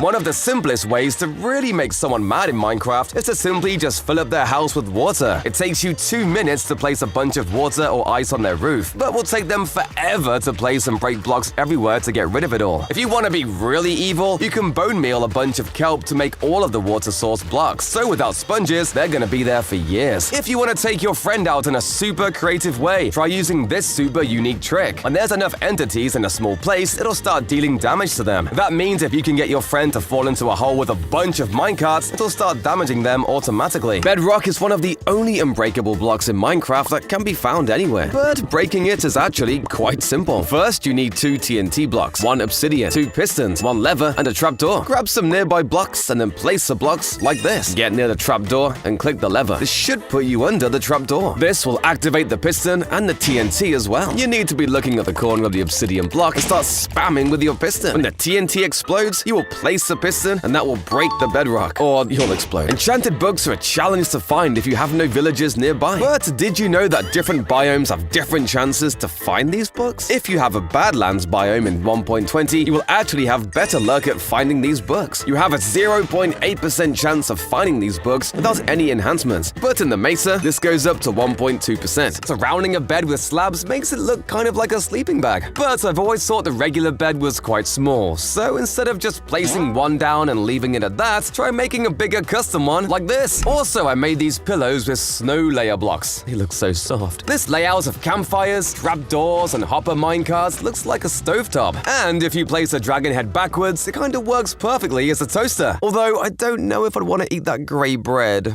But if you'd rather just cheat, you can use custom texture packs to change block designs for super detailed and useful new blocks. And if you want to go all the way, custom mob heads offer literally infinite possibilities for extra detail, like cakes, kitchen appliances, and smaller versions of blocks we already have. You can mix these in with blocks like iron bars to make things like CCTV cameras, but a skeleton head will work fine for this in a pinch. Oh, and if you've made a TV or computer somewhere in your house, backwards with the skeleton heads make great speakers. Did you know you can push the Ender Dragon through an end gate into the overworld? You need this big apparatus and a simple flying machine. There's a way to push the dragon into an end gate, which will spawn a dragon in the overworld. Watch the chaos for as long as you can before the server takes revenge with a ban. Trick everyone into getting trapped on the nether roof. It's easy, just break the portal in the nether and remake it on the roof. It's nearly impossible to get back down from there, especially when you break the portal once people have walked through. You won't be able to get off the roof either, but who cares? You're getting banned anyway. Fill the server with mobs that won't add to the mob cap. Endermen holding blocks, zombie villagers, vexes, shulkers, and all sorts of others don't have a limit. If you gather enough of them, it'll lag the server to a crawl. Let's head straight up to space and take a look at this massive scale replica of the Starship Enterprise from Star Trek. Everything is exactly the same as what it looks like in the movie and TV show, including the inside. There's even custom textures to make it look even more realistic. And look, I'll be honest, Minecraft building is pretty hard. Hey, look at that! So when I saw this, I realized I may have some work to do. This is art. Literally, Chris Takao built a 3D version of Van Gogh's Starry Night in Minecraft, with houses, trees, and of course the absolutely insane sky. Let's talk about the quality in this next absolutely gigantic build. This is Greenfield City with a mind-boggling size of over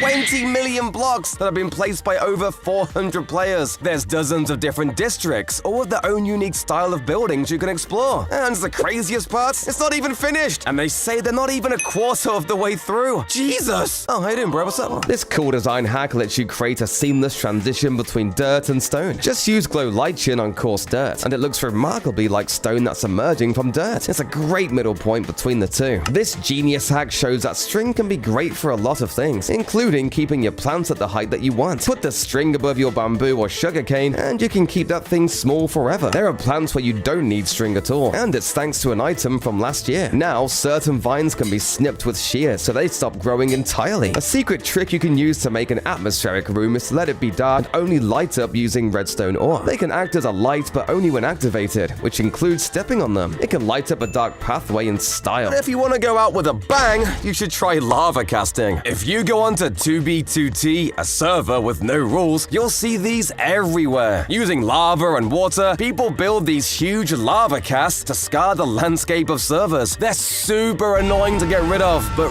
really easy to build. Start by building a staircase straight up into the sky, as high as you possibly can. Then, it's as simple as placing a lava bucket at the top, waiting, then placing water above, and ta-da! Now all your friends hate you. Well, more so than before, if that's possible. Ever wanted to get overpowered on an SMP so you can kill everyone? Because everyone knows the best way to get banned is to start wars and kill people. Well, there's a special trick with villagers that lets you get rich. Gather a whole bunch of villagers together and simply let a zombie loose on them. It might sound dumb, but trust me, once they've been turned into zombie villagers, cure them with weakness potions and golden apples. This basically makes you their daddy, and they'll give you a nice discount on all trades. Then you can repeat this until all their trades cost just 1 emerald. So if someone asks how you've got mending on literally everything, don't tell them the secret. Did you know that lily pads in this game will lock in a direction to face? You can't choose where it's facing. It's actually disabled by the coordinates you place them. It would be so useful if you could choose, but life just isn't so easy. The flowers are hiding a secret. They actually grow in a specific pattern. That's because they're generated using purling noise, which is the same noise used in 3D to generate the whole Minecraft world. This detail is so subtle, you'll think you're going crazy when you notice it. It turns out that Prismarine has an animated texture, but you might not notice it at all. That's because it's an incredible subtle change in color that takes a full minute to animate fully. Everyone knows how to deflect a gas fireball with a sword, but you can deflect with almost anything. Arrows, fishing lines, even snowballs can knock the fireball away. In fact, nearly all projectiles can deflect the fireball, except for the ender pearl. And I mean, you shouldn't be throwing those around carelessly anyway. If you're in a village raid but don't manage to kill all the raiders, that's a cool way to easily find them. If you ring the village bell and wait a few seconds, all remaining raiders within a 40-block radius will all light up with a glowing effect. This one is already semi-known, but hey, your boy's gotta eat. Did you know not all skeletons hold the bow in the same hand? In fact, 11% of the skeletons are left-handed, while 89% are right-handed. Mojang paid close attention to detail here, as this is the exact proportional percent in real life. If you drop a sword near a fox, they can actually pick it up. This means if a fox is holding a sword while attacking, it'll deal the same damage as the sword, making it incredibly overpowered. Endermen are even more terrifying than they look. When they get angry, they shake wild with fury. They're so mad that even if you pause the game, they won't stop. They can't get closer to you, but they'll stare you down, continuing to shake with unstoppable rage. Please, I just wanted you to stop stealing my dirt! Did you know you can create a ghost train on ghost rails? When you have a block with a rail on it and have another piston push the rails themselves in another direction, the rail item pops, but the rails themselves stay in the world. They even work as rails, but they'll disappear the moment you load back into the game, almost as if they were never there at all. It's a literal ghost train! Want a ticket? It's raining in the desert! If there's a river nearby, the game can't identify the difference between a riverbank and a desert. The rain will stop the moment it hits another biome like a savanna. So the sand will get wet and the grass will get nothing! Need a truly secret entrance? This hack lets you use a composter as a trapdoor. If you drop an item here, it falls into a hopper minecart, which activates a mechanism and drops you underground, allowing you out into your secret base. Having a villager at home is old news. This hack lets you have a totally tame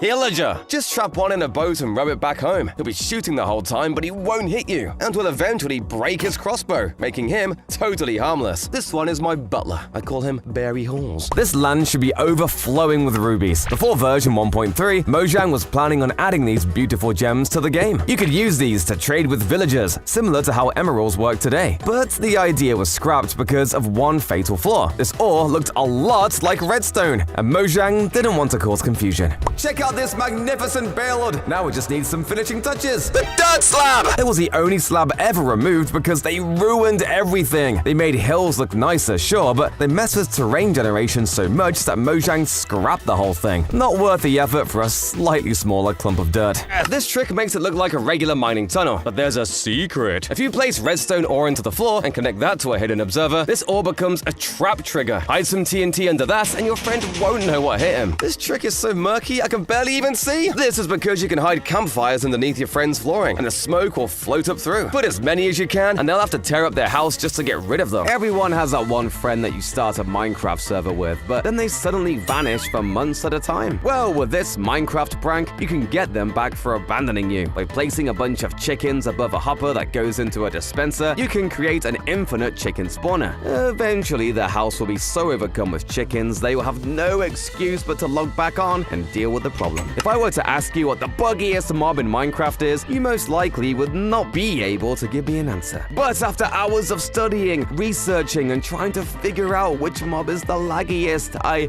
believe I have found the answer. The buggiest mob in Minecraft is a sheep. Nah, I'm just kidding, it's a bee. At least I believe it is. Okay, that was bad.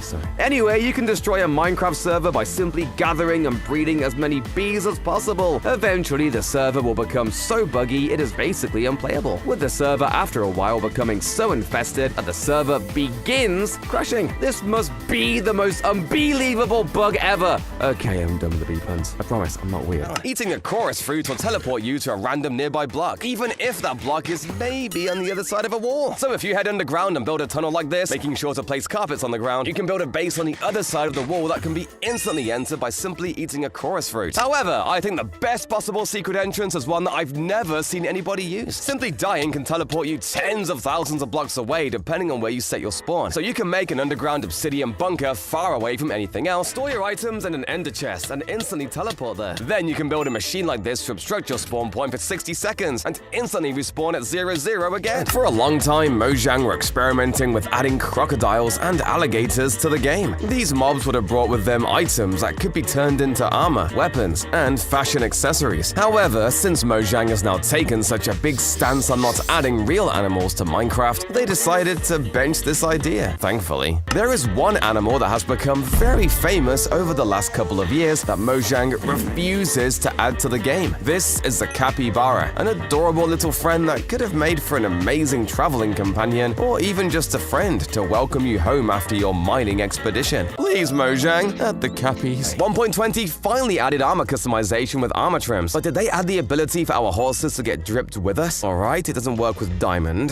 What about leather? Oh, I guess not. Looks like it does work for turtle shells though, for extra swag for us. Sorry, horsey. Oh, and by the way, if you have a looting 255 sword and kill a screaming goat, you'll actually get a secret goat horn that plays a super special sound. Another massive mistake that many players make is mining obsidian directly after pouring water on lava. While it's easy to avoid, most die because of this. But I've got just a solution for you. Next time, pour water on a nearby block to solidify the new layer of lava. It's that simple. There's only one thing that's harder than bedrock: boats! By placing boats under mobs, you can immobilize them completely. They become completely docile and will look at you even if you try to murder them. Who knew an Enderman's worst enemy was some wood? However, this isn't even the best part. If you trap a creeper and sit inside the boat, you will take a total of 0 damage. How is this even allowed? For years, people have been using clutches like the water bucket and holding down certain movement keys. But there's a much more overpowered way of doing this by using powdered snow. This is much better than water, which will usually waterlog leaves. However, not only that, you can climb upwards by wearing leather boots. So even if you have 2 snow blocks, they're enough to get you out of any hole. Do you want to hide items from your friends? Easiest method to do so by far is to attach hoppers to grass paths. Once items drop onto these, they will disappear completely. Wait, so this is where villagers hide all their loot? No matter how many are nearby or how close they're watching you, if you one-shot a zombified piglin using something like a Smite 5 sword, other piglins won't get mad at you. Just make sure you don't have sweeping edge on too. Walls don't have much of a use other than, being walls. And to be fair, nobody even really uses them for that either. Either way, they actually have a use in redstone. With a setup like this, you can place a single wall right here to instantly send a signal hundreds of blocks down. I know that doesn't sound that insane, but I know like 1% of you guys are freaking out right now. Tired of having to line your garden in torches? Well, why don't you try this building hack which lets you have the same brightness as glowstone without having the ugly blocks be visible. Break a hole into the ground, place a piece of glowstone or another light block, and then cover it with moss. Obviously, this only works in plains biomes. Have you ever wanted to build a secret base inside of a snowy mountain? You should use powdered snow. If you place 2 powdered snow in front of the entrance to your mountainside base, and as long as you remember to wear your leather boots, you can go in fine, and everyone else will fall into the snow. Everyone knows about hiding a secret entrance behind a painting, but this house will tear apart your friendships, since you can create this huge lava ravine behind the painting. Make sure you make it obvious that there is something behind your painting, and voila! You have tricked your friend into one of the most embarrassing deaths ever. If I was to ask you what the most OP weapon in 1.8 PvP was, I bet the last thing you'd say is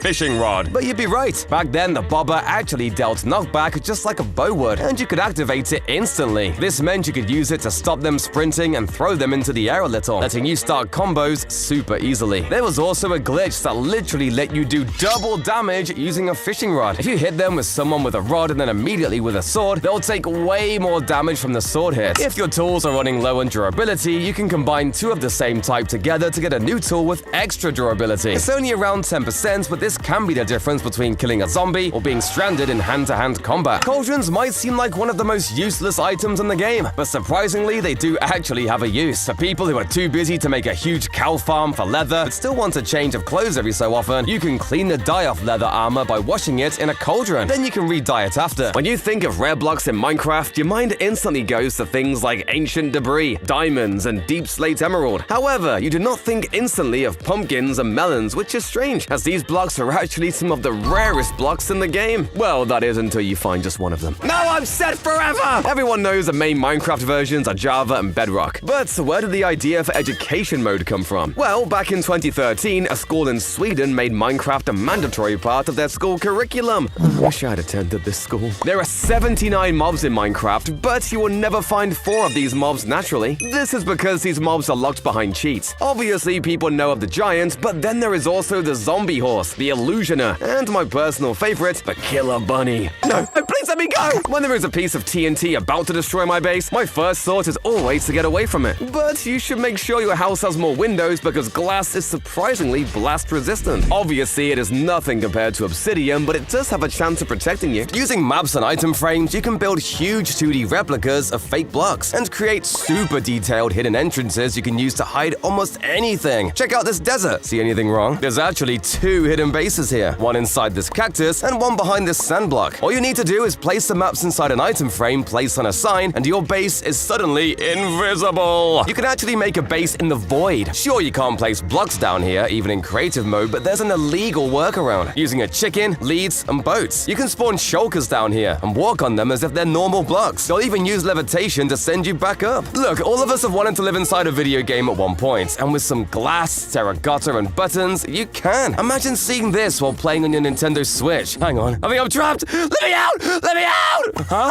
Oh god, that's even worse! Being in the ground at night is so much safer than being above ground. There are less places for enemies to spawn, and more places for you to hide. However, imagine a world where this was perhaps not the case. If this rejected idea had gotten into the game, caves could have been far more terrifying. Ghost miners are intended to be added into Minecraft to be an exclusively underground enemy for you to fight, able to slide through walls while slowly approaching you.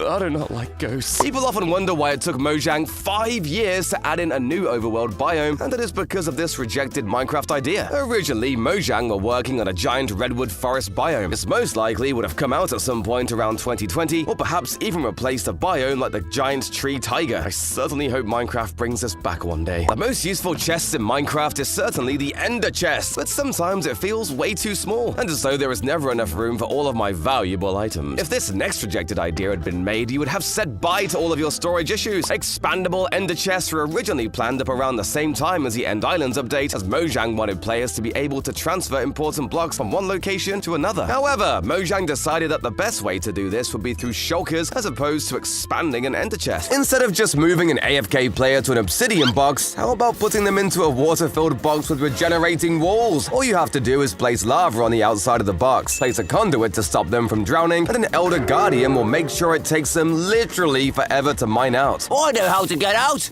Hoppers literally have a built-in way to prank people. If you hate building huge farms, wait for someone else to do it for you, and place your own hopper beneath the ones that catch all the items. It'll filter you half their items, so you get some free stuff and they won't even notice. 1.20 added this awesome new feature that lets note blocks make mob sounds if you add the right head on top. This means you can set up a random redstone clock below someone's base and drive them insane with mob noises that they'll never be able to track down. Item duping has been a huge issue in Minecraft since day one. No matter what Mojang does, they just can't fix it. However, in the current version, this feels way too easy. Simply place a chest and save and close your game. Reopen the world and instantly open your chest and put everything in before closing your game with Shift and Escape. Open up Task Manager and close Minecraft. Reload the game and you have all your duplicated items. I'm rich! Breathing underwater is impossible unless you have a helmet with respiration. But what if you wanted to explore a submerged cave and did not have this enchantment? Well, why don't you just make a bucket? Since if you swim forwards and just keep clicking with the bucket, your oxygen should not go down. Take that, Mojang! The Farlands have become an iconic part of Minecraft's history, and now Mojang wants you to forget they ever existed due to how they were actually an accidental bug. The way this worked would be that eventually the world would stop generating chunks, and therefore the chunks would try to generate themselves and would cause the area to completely bug out. And of course, a garden isn't complete without a lawn, especially one of those weird stripy ones that rich people all seem to have for some reason. If you want to do the same, use lines of grass and moss to make it look realistic and perfectly mown. But if you want to do the opposite and make a barren, dead landscape, mangrove roots and spruce fences make a great dead bush that's much better looking than this. You can also use mangrove roots with stripped bark to make a dead tree, and basalt works perfectly to use in burned down forests. Also, for some reason, you can place fish and axolotls in waterlogged mangrove roots, which is just cruel. Why on earth is this a thing? Trapdoors and chains make perfect hanging chairs for garden or parks, and flower pots attached to chains chains look like hanging plants. But sometimes the chains that we have in the game just don't look like enough to hold up our big builds. So instead, try linking a bunch of grindstones like this. That looks much more stable. Pathways are super important for tying a village together. So instead of just using gravel and cobblestone, try using andesite and even dead coral blocks for extra variety and texture. Stock up on boats so you can cross any body of lava, including lava columns. If you put a boat into the lava, you have a split second to jump off it before it breaks. Leap forward and put another boat down to continue across the lava, until finally you reach your friend's base. Did you know you can actually do a super jump with just a flint and steel? Set fire to a block and jump into the fire. Jump again as you take damage, and the impact will propel you a little higher, letting you jump 2 and sometimes 3 blocks high. No fence can stand in your way. Disguise yourself in deceptive Minecraft skins. Some of these are banned in many servers, but if you dress to look like the blocks the base is made of, you can blend in and sneak in behind your friends as they walk through the front door. Alright, so there's a reason why I don't play hardcore, but let's check off Minecraft's more insane creative mode builds. The Lord of the Rings books and movies contain an absolutely huge and super detailed world, with villages, cities, islands, and even huge networks of underground caves. It will be an almost impossible task that will take hundreds of players to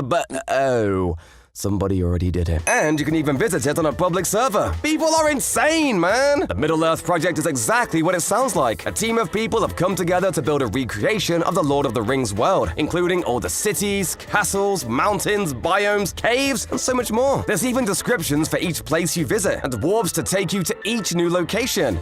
Apart from this one. Damn, I just got memed on hard. But if you're bored of exploring in creative mode and want a more challenging experience, check out this truly gigantic maze. Called the Labyrinth of Sordrin, this maze spans over an area of 3,000 by 3,000 blocks split into different sections, each with their own themes and challenges. The entire map is covered with traps and hidden challenges, and you're not safe at night either. If you haven't managed to find gear and food, you won't survive the horde of mobs that will spawn and hunt you down. It takes up over 3 weeks to finish it without help. And if you fall victim to any of these traps, you spawn right back at the beginning? Maybe I'll let you guys try it out instead. Want to make a huge tower that's near unbreakable? Here's a super fast way of doing it. Make the outline of your tower at the height you want the tower to be. Put lava pouring off the sides, and then pour water from atop that. Remove the water, and you've got a near impenetrable fortress. You need to know where you're digging and what you want out of it before starting your journey. If you want diamonds, consult this chart. It shows you that diamonds start generating at Y16 and get more and more common the further down you go, with the most appearing right at the bottom of the world. Use ravines! It's a trick that all pros know because you don't need to waste time digging a hole when one has already been made for you. There's a greater chance of getting lost, sure, but you can dive right down and find exposed rare ones without using a pickaxe once. Everyone knows bedrock is a completely unbreakable block, and in most Minecraft servers, breaking bedrock will get you banned. However, there's a catch. As in the Nether, if you climb a ladder placed on the very top block of bedrock and throw an ender pearl like this, you teleport straight through the ceiling, putting you on top of the Nether. But that's not all, as it's actually possible to break bedrock as well. All it takes is this simple TNT machine. Hop into the trapdoor, flick the lever, and right-click as fast as you can with a piston in your hand. If you click fast enough, the bedrock below the piston will glitch out and disappear, just like my dad when I was a child. Then he came back and ran away again. But a more obvious way to get banned is to hack. Auto-clickers are the most common hack, letting you click super fast without doing anything. This lets you place blocks super fast, bridge in crazy ways, or absolutely dominate in 1.8 PvP. But if you're really trying to get banned, fly hacks are the way to go. And yes, they do exactly what you think, allowing you to fly anywhere you want in survival mode. For obvious reasons, almost no servers allow this, making it one of the best ways to get banned. This weird secret will let you have a pet chicken without having to deal with any eggs filling up your space. The trick is to find a chicken that spawned with a zombie on top. Those chickens never lay eggs, and so they work perfectly as a pet. They're way better than dogs too. This secret lets you drop from high places without using water, so your friends will be super confused how you survived. Berry bushes actually catch you when you fall from any height, and baby berry bushes don't even hurt you, allowing you to escape completely untouched. A new skulk vein can look pretty weird, but if you put it in on a diamond block, it actually looks like a color swap of magma blocks that you can use for mind-bending patterns. This secret to getting dragon's breath is really dangerous. If you go right up to the ender dragon's mouth, you can get the breath directly. It's difficult, but way faster than just picking it up off the floor. If you're ever being chased by scaremugger and quickly want to hide your diamonds, just throw them in grass paths. If you place hoppers under the grass covering, the diamonds will automatically transport into them, making your escape smooth, calculated, and absolutely foolproof. And he's found the hoppers, hasn't he? Oh, come on! Here's a useless fact you didn't know. Wearing a creeper mask reduces the chance of a creeper spotting you by 50%. But don't get too cocky, as they still explode! In Snapshot 15W31A, Mojang pretty much added one of the dumbest things possible. Usually, to respawn the Ender Dragon, you need Ender Crystals. Pretty hard to obtain. That makes sense, right? Well, for this snapshot, you literally could build a clay creeper face, and the dragon would respawn. Yeah, I'm not even joking. I'm baffled, bamboozled. The piglins! They won't stop shouting! It's all I can hear! Maybe I should put this gold away, because it turns out that if there's gold that the piglins can't reach, they'll just shout and yell over and over, waiting for someone to finally pick up the gold. I can't see this as anything but a trap. It looks totally normal, but this bed is on scaffolding. You'd think that would work, but there's actually a bug that causes the game to think you don't have a bed at all. When you die, you'll end up at the original spawn. Squids are weird and don't behave like other mobs. They don't have a way to rotate. That means no dinner bone and no death animation where they turn on their back. Do they even have a back?